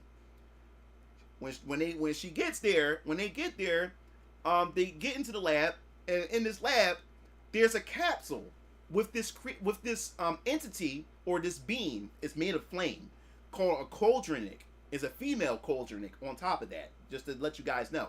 So it's a female Cauldronic. It freaked Alyssa out. It freaked her out. But for some strange reason, it connected with her. Because it was speaking to her telepathically. It wasn't moving its mouth, but it was speaking to her, and it drew her closer to it. But anyway, to make a long story short, they got set up. Her boyfriend got shot and bled to death. She also got shot.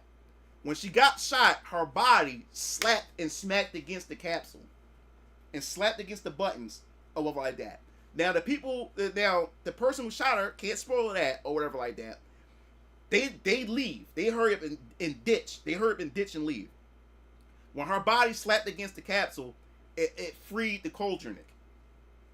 Alyssa is laying there, taking her last breath as she's looking over at her boyfriend, because her boyfriend jumped in front of the gunshot and took the shot for her, and he fell and hit the ground, and then eventually she ended up getting shot, and then she fell. Her body hit the capsule button, and then the Cauldronic comes out. Alyssa is laying on the ground, and as she's laying on the ground, she's looking over with tears coming out of her eyes, and she's watching her boyfriend taking his last breath, and she's trying to hold his hand. And then when the Cauldronic gets out, the Cauldronic is free. The Cauldronic is about to leave the room, but then turns around and looks at her and walks over to her and looks down at her and sees her crying, like tears come out of her eyes, and she's crying and screaming for her boyfriend, who's now dead. He took his last breath. And right then and there, those two connected. Now, the reason why she decided to also take on Alyssa Bradford is because the Cauldronic which I won't spoil, but also the Cauldronic wasn't the only Cauldronic that was in that lab at some point. The Cauldronic also had a family. This female Cauldronic had a son and had a husband, and this mad scientist did experiments on the son and the husband, which led to their death. So she's also in pain and crying and want revenge on this scientist in the organization that pretty much took her son and took her husband. And now she sees Alyssa on the floor crying for her boyfriend, who also got killed and stuff like that. So what she did was they pretty much did a wave link. She linked with Alyssa, and now they're pretty much became one person or one entity together. And because they linked together, or whatever like that, it pretty much revived her. It healed her. It healed Alyssa Bradford, and now she becomes Hellblight. So when she transformed to the Cauldronic. That's the Cauldronic form, right there. And they're two different personalities. They can talk to each other like telepathically and stuff like that. And what's going to be interesting about this book is about these characters is that there's going to be a lot of conflict between the two, because even though they have the same goals, there are also some things that's also different about them as well. And she's an anti-hero, you know, like she's not a good person, but you're going to want to root for her. And then there's going to be some changes that's going to happen along the way, where you're going to start seeing changes to her character and stuff like that. You know what I'm saying? But yeah, man, Hellblight is definitely a character that I really want. I really want to really get down on that. So your artist working on Sweet Bite. Yeah. She unlike Ghost Rider, who has like a Harley Davidson, she rides a sports. She has a sports bike. So yeah, she's gonna be working on the motorcycle as well for the character. But I will let you know she's going to appear. She's going to appear in VK first. Something like that. I've been burgled. Said he asked if she was a merc. Kind of like that. Yeah. Thanks, Calvin. Yeah. So she looks really good. Yeah. She has a sports bike instead of a Harley. She is not riding a Harley or whatever like that. So she has like more like a sports bike instead. And the reason why I chose the sports bike because I thought the sports bikes would be a dumb idea, but what I did was I went on the internet and was researching women, biker women, who wears like the leather outfits and stuff. And I found a lot of women who wear the leather outfits that Alyssa's wearing, who ride sports bikes, and it matches their outfits. So I was like, okay, yeah, we'll do the sports bike, because I didn't want to do the Harley Davidson. I didn't want to do too much of the Ghost Rider thing, even though that she's nothing like Ghost Rider as far as her powers is going to be and her origins is nothing like Ghost Rider. I didn't even want her to have the Harley Davidson, so I wanted to do something different and give her a sports bike instead. So I'm having that. Yeah. Cool. He said, I don't know, but it sounds really cool. Biker women in leather suits in the Googles. Yeah. So yeah, that's what I did. I look for women, biker chicks in leather, and I mean they look fine. They on Google it's sexy as shit. The leather boots or the platform heels and shit like that. They got biker helmets on, and they all on sports bikes. So when I seen that, I was like, that's what I want to go for. That's what I definitely want to go for. That's where the inspiration came from. So Ghost Rider was the inspiration, but I needed to see a female biker or whatever like that. Yeah, so he said, great is what I could think, and it's really cool. Folks have own cars and have done. Yeah. So yeah, Hellblight is, yeah, man. Like a lot of you guys really showed up for her as well. And then we have Sister Adeline. Sister Adeline, you guys are some horny. Got a horny crowd, which is all good, because that means my character designs are fucking effective, and I really appreciate that you guys went crazy over her design, and I appreciate it. So her name is Adeline De Luca. She is a sister of the Church of Elohim or Elohim. And before I get into the details, I just want to let you know that the Church of Elohim is one of the most important organizations in my universe. You will find them in several of my comic series and learn critical information about them. The Church of Elohim will have a series of its own. Yes, the Church of Elohim will have a series of its own. But to let you guys know, Hellblight and Sister Adeline will appear in VK first. You will see her in VK first. You will see Hellblight in VK first. So the Church of Elohim is going to appear in VK, and then they will have their own series that will go more into the church aspect of things. So as I said before, the Church of Elohim will have a series of its own, but the organization will first debut within VK because it's important to the story. On the surface, the Church of Elohim looks like a typical church with a nun, clergy, and priests. But underneath its cover, they exorcise demons and fight vampires and other creatures from the shadow world. The church also has a class system separated by gender. So, people with a conscious level of gifted, which we will be talking about conscious level. That's a big mechanic. There is a big mechanic in my universe. The conscious levels, and she's classified as a gifted, and I won't spoil all that, but VK is going to be the first series that's going to introduce the conscious system, the conscious mechanics that I have in my universe. So you'll get an understanding of that. So which is why I won't go into any details about it. So people with a conscious level of gifted, which VK and many other series will explain, will be enlisted as crusaders. Both males and females will begin as an apprentice and learn the ways of spirita arts and waveology, which wave arts is an important thing, important mechanic in my universe as well. So you'll get an understanding of waveology as well. They will learn to exercise their first demon and go on crusades with their sister or brother. Males would climb up the class of brother, and females would climb up the class of sister.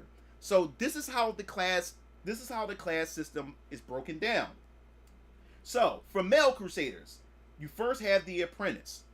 Then they will upgrade their rank, especially when they go through the trials, and the trials are set in place and meet the criteria and conditions and criteria and stuff.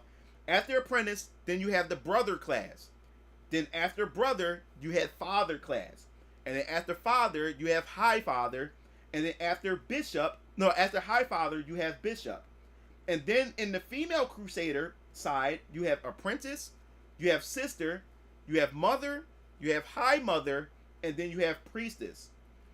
These nun and men of Elohim also use religious hand signs. So that's right, guys. They will be using religious hand signs to cast unique arts on demons. I can't wait to introduce the variety of nun types with their own unique abilities. Sister Adeline is highly skilled in spirita arts and knows some of the most formidable hand signs to cast high-level arts. She has a spirit rifle, has a staff/rifle called the spirit rifle that is unique to her when going up against some of the most dangerous demons. You don't understand how important the church is to this universe, and I can't spoil it. Yes, these motherfuckers are very important to this universe. So I can't wait to you guys to be able to dive into the Church of Elohim, and you guys really love this character design, and I love it because that means that my artist was incantations. Yep. So it makes me think of Hellsing. Is it like Castlevania and stuff? You'll definitely see how I have everything laid out for you guys. Now, the other character who I think got the most love, what I was not fucking expecting, was the Jade Enchantress, Yanyu Chang. Now, I was not expecting. Now, like I said, I love all my characters, but I didn't expect this character to get the raving accolades that she had received from you guys. I was not expecting it. So just to give you a little synopsis and stuff, without going into any details. So her name is Yanyu Chang, and she is a Parcelian, which means people of the stone. She is from the Tetherverse, another dimension linked to the Venus Orion Comics universe. Yes, I can't go into the details of the Tetherverse because that's a whole big other concept to itself, but it will be breaking down over time to you guys. So it says, I won't get into any details because it's a whole nother concept. But the land she comes from is divided into 10 nations based on jewel stones. Yanyu is from the Jade Nation, where she can perform special arts using Biju arts. The 10 nations were once at war with one another until a threat came, and the nations had to put aside their differences to seal away this great evil. The 10 elders had to use their nation's sacred armaments to accomplish such a feat. Thousands of years later, followers of this great evil had appeared and wiped out 5 of the 10 nations to collect the stones of enlightenment to revive their lord. The remaining 5 nations united as one nation to fend off this new army of darkness looking to claim the enlightenment stones. Yanyu Chang is the daughter of 2 powerful sorcerers of the Jade Nation. Her parents left one day attempting to search for the sacred armaments that sealed away this great evil, but has not returned. Now, she is at the age to go out to be able to look for her parents and also the armaments to protect the remaining nations. She will meet other companions along the way on her journey. This series will focus on magic and sorcery. Each sorcerer/sorceress will earn their own familiar, acting as a partner to assist them in battle. Where does she fit in this universe since it's vastly different from the rest? Oh, wait and see, because she will be meeting other characters outside of the Tetherverse. So yes, so even though that it deals with magic and stuff, motherfuckers gonna be having swords. Motherfuckers gonna be having like gauntlets to fight with their fists and casting spells, all kinds of shit. Like this is gonna be pretty cool. As you can tell, her name is Yan Yu Chang. So I took a Chinese inspiration. So she's essentially, if in a sense, Chinese. So my artist is also Chinese. So I left the designing to her since she's Chinese. All I said is, look, I want her to have a modern Chinese design, but with some ancient China design to her outfit. And I left it to my artist, and she did it. She went out. So also, what I'm thinking of, when I talk to her, I may get her when we get to her series. I may also hire her to be a writer for her, because if you don't know, my artist was a webtoon comic creator. Her first comic never got off the ground because of some issues that she had with her friend, who was also an artist and story writer and stuff. So it never got off the ground. But she's also a writer too. So I may also hire her to be the writer. And of course, even though she's the writer, I'm going to have a blueprint and the outline of how I want everything and stuff, and then she just take the rest from there. But I'm considering her, may get her to write this and stuff, because it's going to be a lot of some Asian inspired things that's also mixed into this as well. But a lot of you motherfuckers showed some fucking love in the comment sections for this character. I was not expecting it at all. He said some sort of TCG tabletop. Yan Yu Chang looks great. Artist went ham. Yeah, Yan Yu. Yeah. Thanks, man. Yeah, man. Like my artist, man. She's amazing. I always, me and her, we talk almost every day, and we appreciate each other. You know, we definitely appreciate each other, because like when it comes to me and her, like I became consistent, a consistent work for her. Like she has other work. Just to let you guys know, she's, I think, a 3D artist. I think they got her helping the design for a video game, if I can remember. For doing some art designs and concepts for a video game, and I can't tell you what the game is, because I guess that's an NDA thing. But they got her to help with to do the concepts for characters for a game, an indie game, as well. She's an animator. Like this woman is fucking incredible. She's an animator. And the thing was, one day she showed me an animation that she did for a person that's also releasing a manga, and she did a trailer for them, or whatever like that. And I said, "Woman," cause like she always laugh when I say this, cause I always call her a woman. I'm like, "Woman, how come you didn't tell me that she was an animator too? This chick animates as well." Or Dynasty Warriors. That's a good question. Gemstones is gonna play a major role in the series. I'll just leave it at that. But yes. Yeah, I told her, I said to my artist, I said, "Woman, how come you didn't tell me that she was an animator?" She started laughing and stuff. I'm like, "That's not funny." Like, yo, like, what can't you do? I said to her, "What can't you do?" I like this woman is incredible. Yeah, like we and the funny part is, she used to tell me to go to bed, because me and her would talk for hours. Because remember, she's in the Philippines, so me and her is a 13-hour difference from each other, or whatever like that. And we'll be talking and say, "Wait a minute, like, isn't it time for you to go to bed? Go to bed." Like, you know? and I would do the same thing to her. I'm like, "Yo, isn't it bedtime? Like your ass should be in bed. Woman, go to bed. Like you can't be, you up here talking to me or what like that. Your ass is dead." And she be dead tired talking to me and stuff. I'm like, "Yo, you dead tired. Take your ass to bed." Yeah. Every job in the industry. Yeah. No. Oh, I'm not done. Look. I'm not done. This is what definitely got me about her. This is why I said this woman is incredible. But yeah, we appreciate each other, and she says I've been a blessing to her in her life, especially what's going on in the Philippines and stuff. And she been a blessing to me as well, because she made my dream a reality. Now let me tell you something, why I say she's incredible. Now, if you guys don't know, here is Neo-Delphia. Neo-Delphia. This is the city that's that VK takes place in. The story of VK takes place in the city of Neo-Delphia.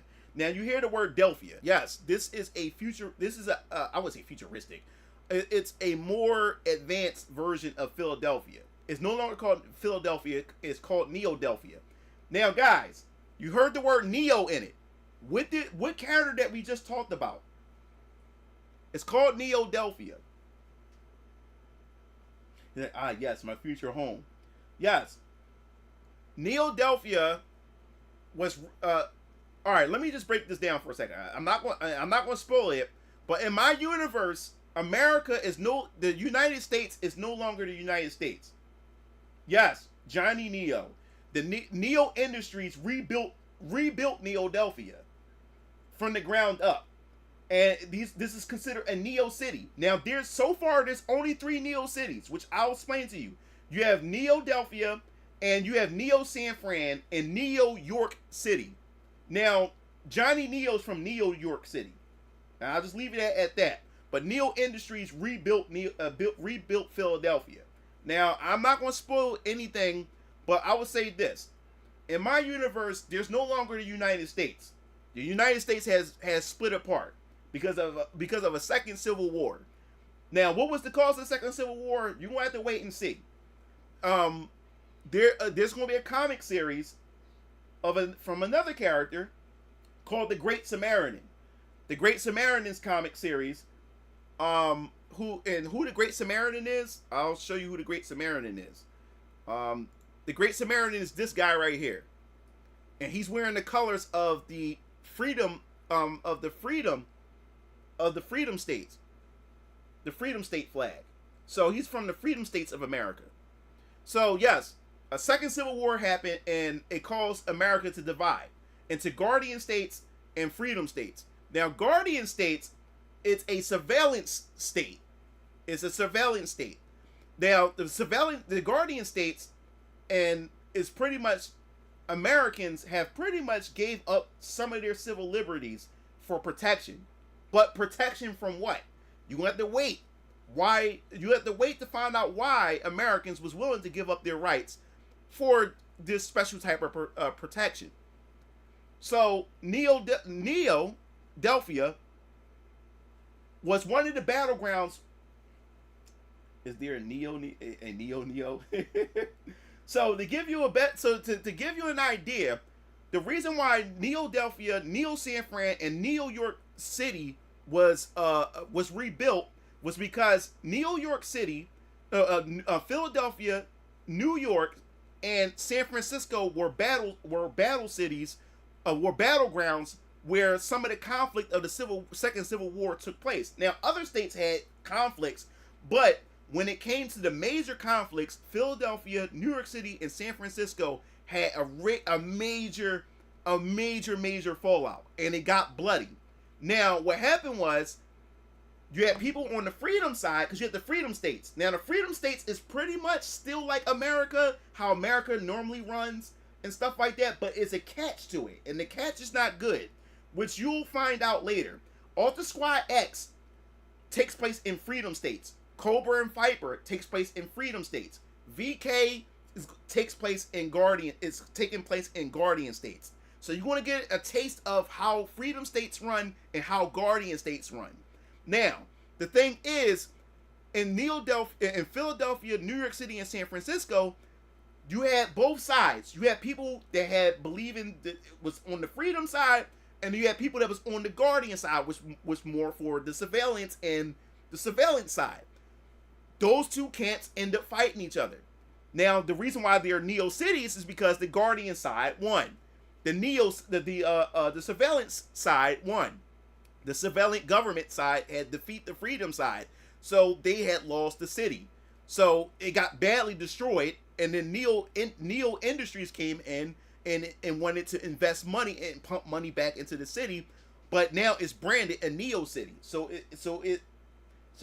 Philly is a Guardian state. Yup, Philly is a Guardian state. Sounds like a post-Klaus Schwab. Oh, it's in the world. So what I like about it is in the feedback, a lot of you guys are politic fiends, which I like. So I'm going to suggest to you that the Great Samaritan, even though other comics is going to go through some of the politics, but the Great Samaritan comic is definitely more of a political thriller, a political comic book, or whatever like that. So if you're into politics and want to know the politics of my universe, the Great Samaritan is going to be a great book, because it's going to have a lot of questionable things about the government and everything. A lot of questionable things about corporations and freedom and all kinds of stuff, and conflict and domestic and international terrorism. All kinds of stuff is going to be in this book, or whatever like that, which is going to be interesting. And I know, like, a lot of you guys who are politic buffs and culture war buffs, I think this would definitely be a good book for you guys to actually delve into. He said Scott Pilgrim, they call his entertainment makes social commentary or mythical lore, in my opinion. Yeah. It's always the best storylines in fiction draw inspiration from geopolitics. Yeah, so if you into politics and stuff and you want to know the politics, because like I said, this world, Earth is going through some shit.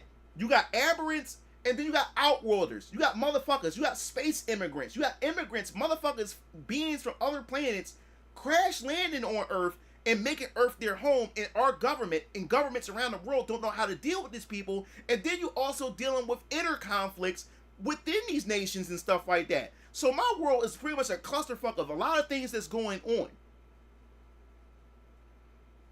He said, is there a Neo Alex Jones? He said Neo Alex Jones.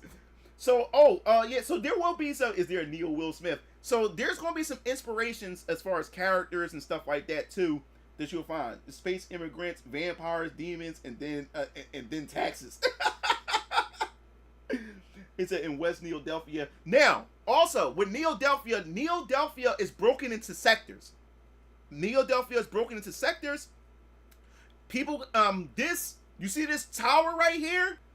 This tower is pretty much a tower that watches. It's like a watchtower. It watches motherfuckers, pretty much. Like any crime or anything that goes on, like especially if they're looking for somebody, your face is going to pop up on that big screen television and shit like that. Also, the Guardian News Network. The Guardian News Network is the only network, is the only news that the people is allowed to listen to, in this city. So you already know the deal with that shit. You already know the deal with that shit. So they got the Guardian News Network, and they only allowed to be able to tune. They only allowed to tune in with this, and everybody has a Guardian score. Everybody has a Guardian score. I won't go into any details because you have to wait to VK, because VK is going to dive into it a bit more. Everybody has a Guardian score, and a Guardian watch. And depending on how you gain points and lose points, if you reach below a certain threshold, they will send you to a center to get rehabilitated. You can pretty much say that, and then you won't be able to have access to certain things depending on your score as well. Now, the only thing is, there's a class system too. Because the district is broken into people's status. We have District A, B, C, and D, and then you have the Center City District. And then you have You have the Loading Dock District, Center City District, the Government District, and then you have the Civilian Districts, which is District A, B, C, and D. D you might as well say is the hood. You might say the District D is the hood. It's dangerous as fuck. It's nasty as shit. And then as you climb up, C District, it's better off than D. It has its problems and stuff. And then you have District B. District B is like the middle class. Then District A is where a lot of the rich people or the important people, politicians, celebrities, and all kinds of stuff like that. He said, I mean, in the actual world we live in, I'm sorry, your Guardian score is too low. The body is cheeseburger. D equals Jim Crow Black. The lore will be nuts in decades now. Yeah, so it's going to be crazy. And everybody has a Guardian. Everybody has to have a guard. It has is connected to the Guardian system. either they have a Guardian watch or their mobile phones or their devices will have their Guardian scores and everything on it. And if they reach it below a certain threshold, yeah, they won't have access to certain things, and they also going to be sent to like a detention center, like to get evaluated, get and all kinds of stuff like that, and then they get put back out into society. Now, here's the problem, and this is why I wanted to bring this up. Before I even bring it up, my artist, if you guys don't know, this is not hand drawn. This is 3D. My artist, she's also an architect. She has a degree in architect. So she all she does is fuck with 3D modeling and 3D designs and blueprints and stuff like that. And yeah, she had a degree in that, and she worked for an architect company. And then when COVID happened, the company had shut down, and that's what made her. That's why I say it's a blessing of how everything worked out, because it probably wouldn't have worked out if she was still, because she was more so invested in her architect stuff. But after COVID happened, it put her in a situation where she had to start relying on her art, and that's how I ended up meeting her. Deep News is there S class. I won't spoil that too much, Monster. Yeah. So yes. So she was excited when we got to this, and she's serious about architecture. Because when I said, okay, I want to do Neo City or like that, I thought she was going to draw the shit. No, she wanted to get down and do the 3D part of it. And when I say she was serious about this shit, she said, okay, so what's the floor plan? Do you have a floor plan? I'm like, floor plan? I'm like, what the fuck is that? I was like, woman, what the fuck is that? She started laughing. Said, is it a grid? Is it a grid plan? She started talking about all these different type of plans and stuff. I said, woman, I have no idea where to start. I have no idea what the fuck you're talking about. So she said Philadelphia should have a floor plan. So I looked on Google and found the plan. Philadelphia is based on a grid system or whatever. Okay, Landon. So yeah, so I gave her the floor plan to that, and she said thanks. She said I can work with this. So to look at the Philly map of Philly, yeah. So I went to I gave her the Philadelphia floor plan and everything like that, and she did it. So this 3D world right here, you can move your camera around and everything. You can move your camera around it and everything.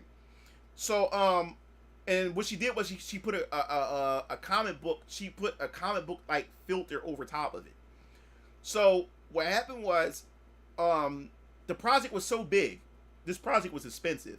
I paid her a lot of money for this shit. So the project was so big, she got one of her college friends that she graduated with. This Asian guy who's also an architect. She hired him. I hired her to do it, and then she hired him to help. So what happened was she started putting together the foundation. She put the tower together and everything. And then she was also drawing my comic book at the same time. So what she did was she gave him to do the rest of the city while she worked on my comic book. And he did a good fucking job. He did a good fucking job on Neodelphia. He did a good job. He put the work in. So I really appreciate that. So all right. So the reason why I mentioned this is because remember I talked about Neo Cities and the Guardian system. So now we're going to go to where it is. Let me see. I want to make sure. Okay, this character, all you guys fell in love with Faith Tanaka. All you guys fell in love with her. Okay, so why did I bring her up? Where did she come into place? She works for the Guardian system. She's part of the 8th Omni District. These are the people that fight against domestic terrorism and all kinds of other kinds of threats and stuff like that. They do special ops and everything, and they also enforce the Guardian system and stuff. Now, is she a bad guy? No, she's not a bad guy, because when her comic series come out, which is called Omni Protocol, because that's what the system is. The Omni system is called. It's called the Omni Protocol. The Guardian system. It's called the Omni Protocol, whatever like that. So she works for she works for the 8th Omni District, captain of squad 5. So what happens is, where does she comes into place with her comic series? Now, remember what I told you. I told you about Neo-Delphia and Neo San Fran and Neo York City. Now, guess what happened? Neo San Fran had failed. What do you mean it had failed? It had failed. Well, there was a rebellion faction called the Rubicon Alliance. The Rubicon Alliance took over Neo San Fran. Now, what is it about who are the Rubicon Alliance and what they're about?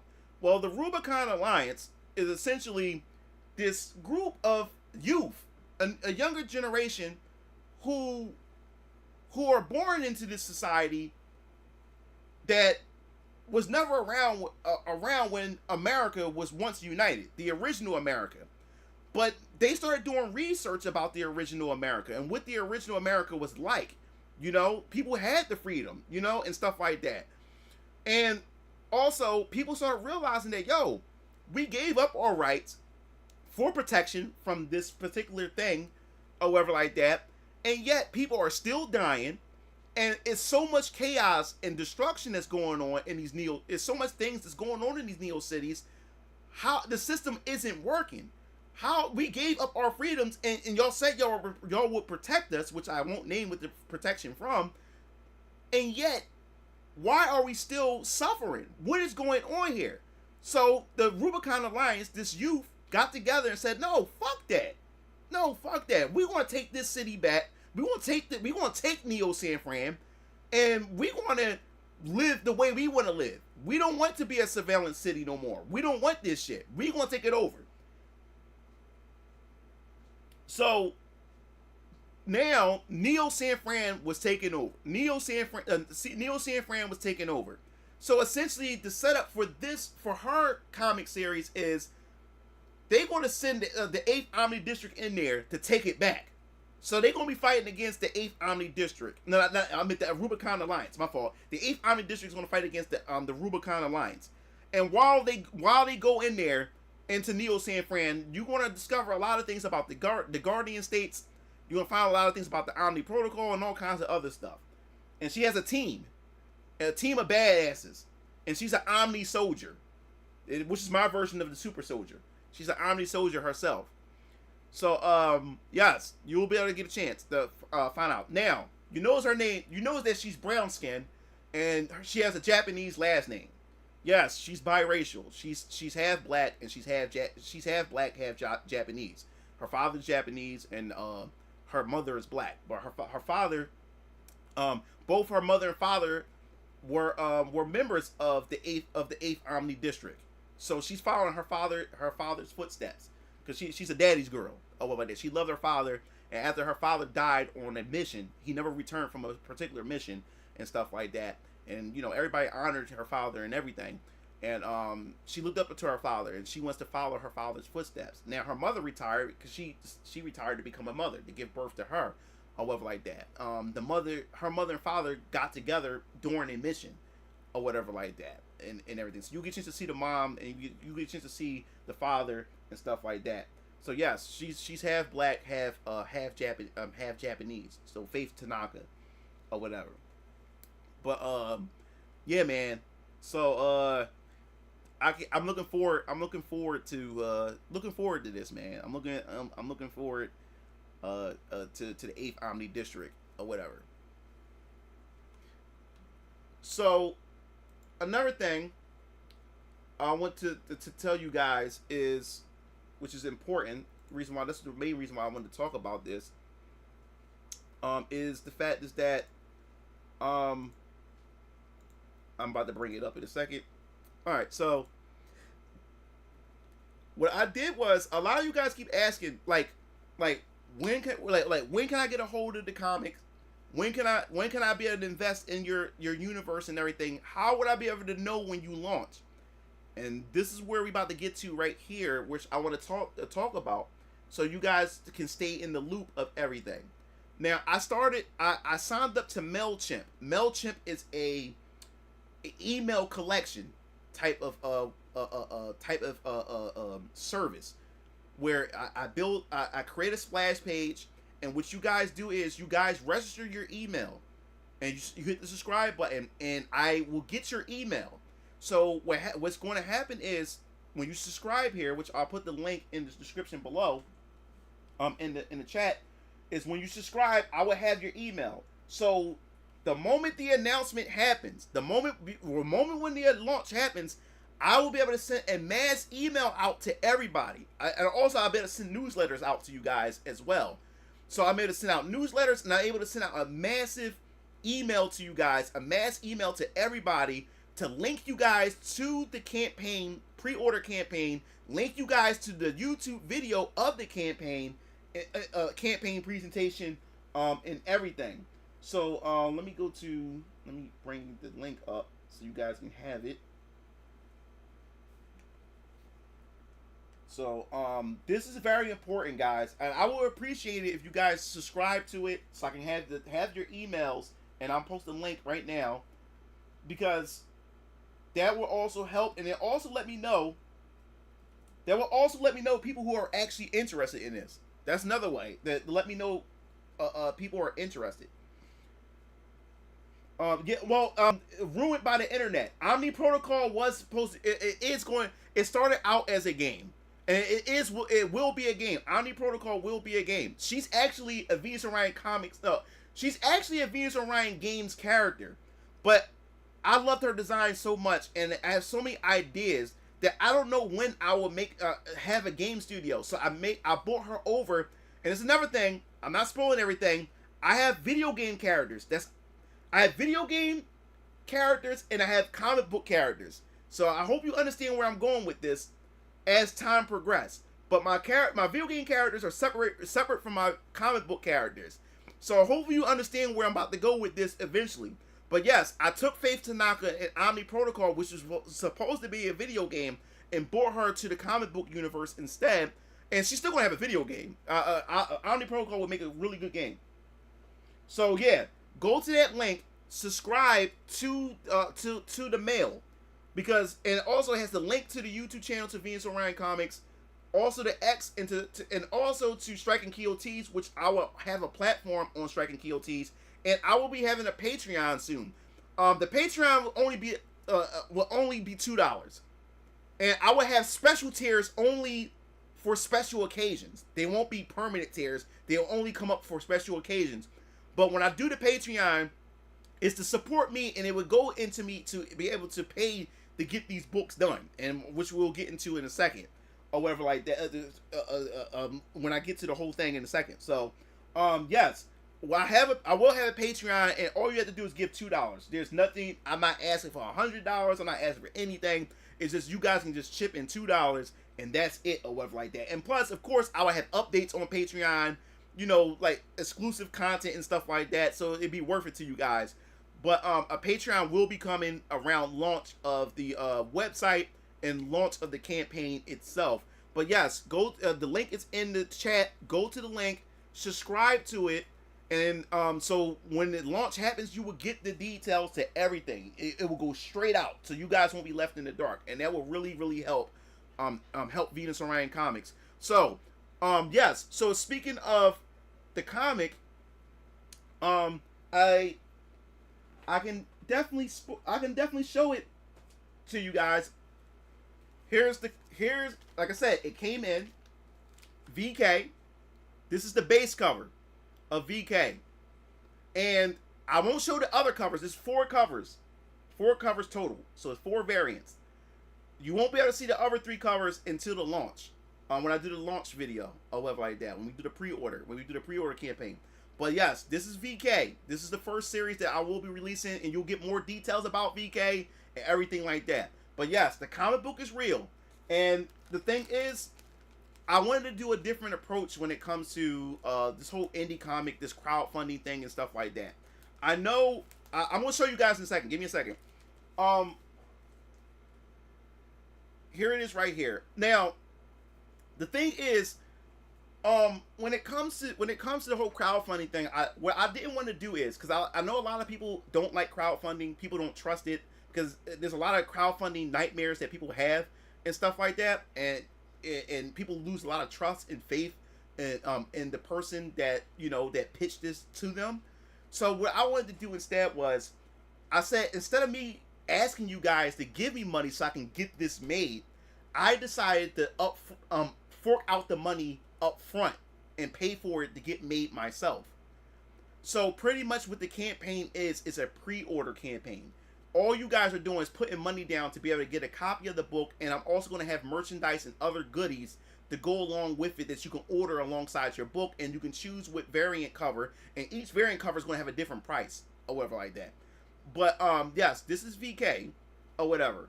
I'm not going to show. I was going to just show you one of the pages so you guys can because I don't want to spoil anything. But yes, so you can see it. So you can see that I'm not playing around. You'll be able to see what this book has to offer in terms of,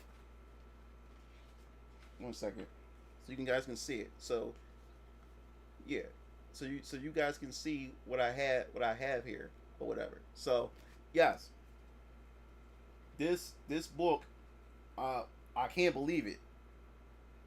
He said, you got international shipping covered. Now that I'm not sure.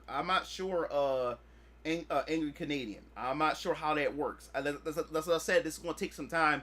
There's a lot of things that I need to still look into to make sure the launch goes smoothly. That's why I said it's going to take into the winter, because like I said, the book is done. The other 3 covers is about to come in the mail within the next week or so. So I'll have the other covers so I can be able to check and make sure everything is intact, everything is in place, and stuff like that.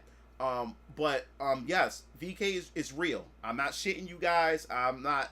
There's a lot of people out there that's grifting and promising a product or like that, and then they take everybody's money and then don't even make the product. So I wanted to show you guys that that you guys can trust me, and that I spent this money myself. To get it done. I'm not going to discuss how much I paid my artist to get this book, to draw these pages and everything. It cost me a lot of fucking money. So yes, I forked out the money up front. So I'm not asking you guys to give me money so I can get the book made. The book is made already.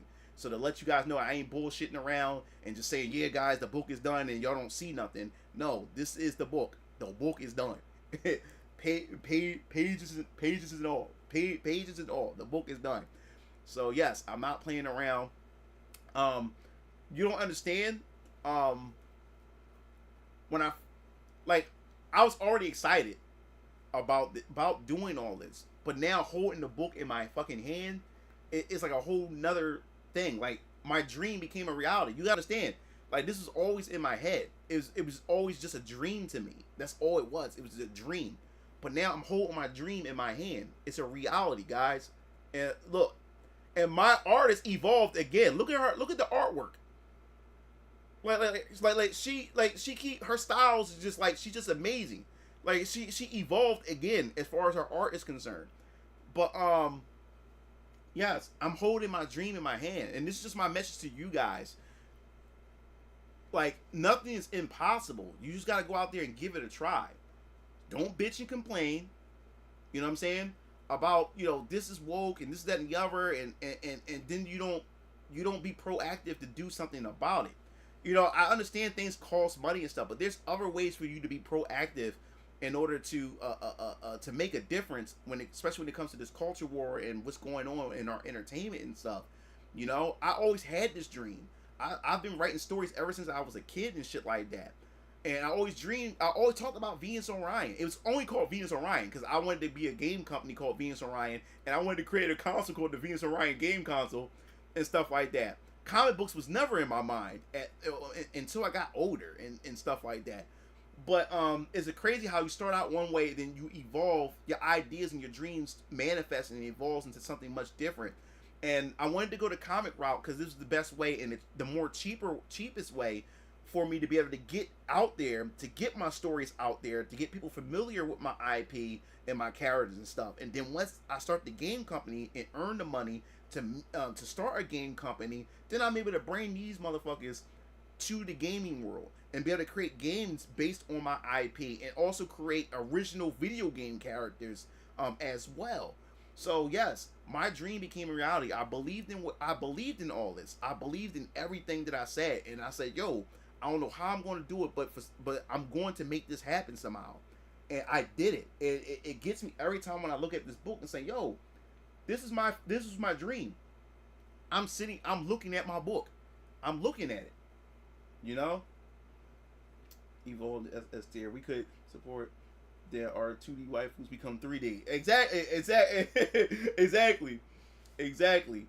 And I'm just loving it. He said that looks so sexy. I'll be telling people about this. Yes, this is the book, and this is the thing. I didn't know what to expect when the book came in, because I don't know. Like when I got the book, my dad was like, my dad was in awe, and then me, I'm just staring at it like I didn't expect it to come out like this, like. Because you can choose how you want your book, like on the website or whatever like that. The company that makes your book. I went with the gloss and stuff like that. I didn't know how it was going to turn out, you know? So I was like, all right, let's go with it. And the name of the site is called Mixam. Mixam, Mixam. A lot of indie comic people go to Comics Wellspring and Mixam. So Tyler Carpenter, the creator behind... I always gotta shout out people who help me. Tyler Carpenter, the indie comic creator behind The Girl with the Mega Fist. I've been talking to him behind the scenes. He's a nice dude, and he said he always like to help other comic indie creators out any way he can. And this guy was the one that pointed me in the right direction of where to get the book made and all kinds of other things that he gave me pointers to when approaching crowdfunding and stuff like that. So Tyler Carpenter, Girl with the Mega Fist, shout outs to him. This is a great book. I'm about to pick up volume 2 as well. Just to let you guys know, the first arc to VK is going to be 10. The first arc ends in 10 chapters. The first arc, so the first arc is going to have 10 chapters. First arc is going to have 10 chapters, just to let you guys know. And then after the 10 chapters, there will be a volume, a thicker book that will have all the chapters and stuff like that. And it's going to be like a special one in the future. But yes, the first arc is going to end in 10 chapters. Every arc is going to be like, from what this is the plan that I have. It may change, it may vary, but every arc is going to have at least 10 chapters. So yes, the first arc is 10 chapters. So this is the first chapter to VK. My dad was like, "You made it." My dad was like, "You made it." So yeah, so my dad was in awe. Well, my dad is the one that's supporting me too. My brothers, they knew the book was coming, but they had no idea. Like, he was in awe because, like, yo, I'm looking at my son's book. Like, this is my son's. Like this is gonna be my first published work. Like I'm a comic writer. This is gonna be my first published work. Like, you don't understand. Like, this means a lot to me. And then the fact that my name is here and my artist's name is here, credited and stuff like that. So like, this is gonna be me. This is gonna be me and her first work that's published. That's gonna be published and put out there. Yeah. So yes, this is the book to VK. It's real. And I'm not playing around. I spent my own money to get it done.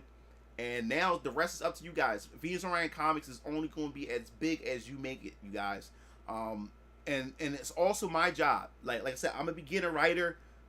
Since I'm a beginner writer, there's going to be some bumps and roads along the way, but I'm going to try my best to learn as I write these stories and stuff like that. Because there's a lot of stories that's in my head that I can't wait to write and stuff like that. And eventually I'm going to have other writers. But I have to lay the foundation first. Once I lay the foundation, then I'll start hiring other writers, but they have to come through me. Which means that I'll be like George Lucas in a sense, where you have to come to me and I have to check off on it. And like, I'm gonna be like Toriyama and stuff. Like, some series I'll have outlines that this is the outline, and then you just write in the things that need to be written between the things. Like here's the beginning, and here's the middle, and here's the end. You fill in the blanks or whatever like that, or whatever. And these are the things that you need to follow. And there's rules and mechanics to my universe that it needs to be abide by for anyone that's trying to write for my universe and stuff like that. So yeah, I'm definitely not not playing around when it comes to this. Like, I'm really, really proud of how this turned out and everything. And so the next step too, which I didn't know, I have to order barcodes, and that's a whole nother system itself. I have to get the so Tyler Carpenter, he sent me the website to where to get the barcodes and stuff like that. And there's a whole different system for the barcodes. Each variant cover needs a separate and like when I make duplicates, each variant also needs individual barcodes, and he says it gets expensive over time. So I have to even put money out for the barcodes to put in the back of the book and shit like that. So that's going to cost me money. So that's why I said it's going to take me, because like I said, I could have been launched, but there's other things that I have to set in place before I launch anything. And I'm a person that's not, I don't want to rush this shit, and I'm not going to rush it. I want this to come out just right and stuff like that. And I want you guys to be able to enjoy this experience and everything like that. I'm anxious, I'm excited, and I'm scared at the same time. Scared as in I don't know where this is going to go and stuff. I'm taking I have faith in God. My fucking father has so much faith in me. I never met someone who like have that much faith, like especially a father has that much faith in his own son like this. And that's the never pressure that I have on my back right now or whatever like that. You know what I'm saying? So yeah, man, I'm really, really like I'm anxious and scared because I've never done something like this before, and I don't know what the outcome is going to be, but I have to take that leap of faith of where this is going, of where this could potentially go. So yes, so make sure you check out the link that I left in the chat. Subscribe to your email address here, so I'll be able to have all your email addresses. So when the launch happens, I'm able to send it out and stuff like that. And as I said before, Striking Keolancer, once again, check out my brother's t-shirt company. If you're a content creator or you're an indie comic person or anybody who have a business or whatever like that, and you need merchandise or anything of that or custom designs, you can come to them, Striking Keolancer. Like I said, Venus Orion Comics is coming soon, or whatever like that. So I will have a spot here for Venus Orion Comics to be able to check out merchandise that I will have in the near future for you to check out. So that's also going to be awesome as well. And I really appreciate this stream that you guys have stopped through. I was not expecting to talk for 4 hours, but I ended up talking for 4 hours. This was not supposed to be this long, but I appreciate you guys coming through on the stream. And as I said before, I'll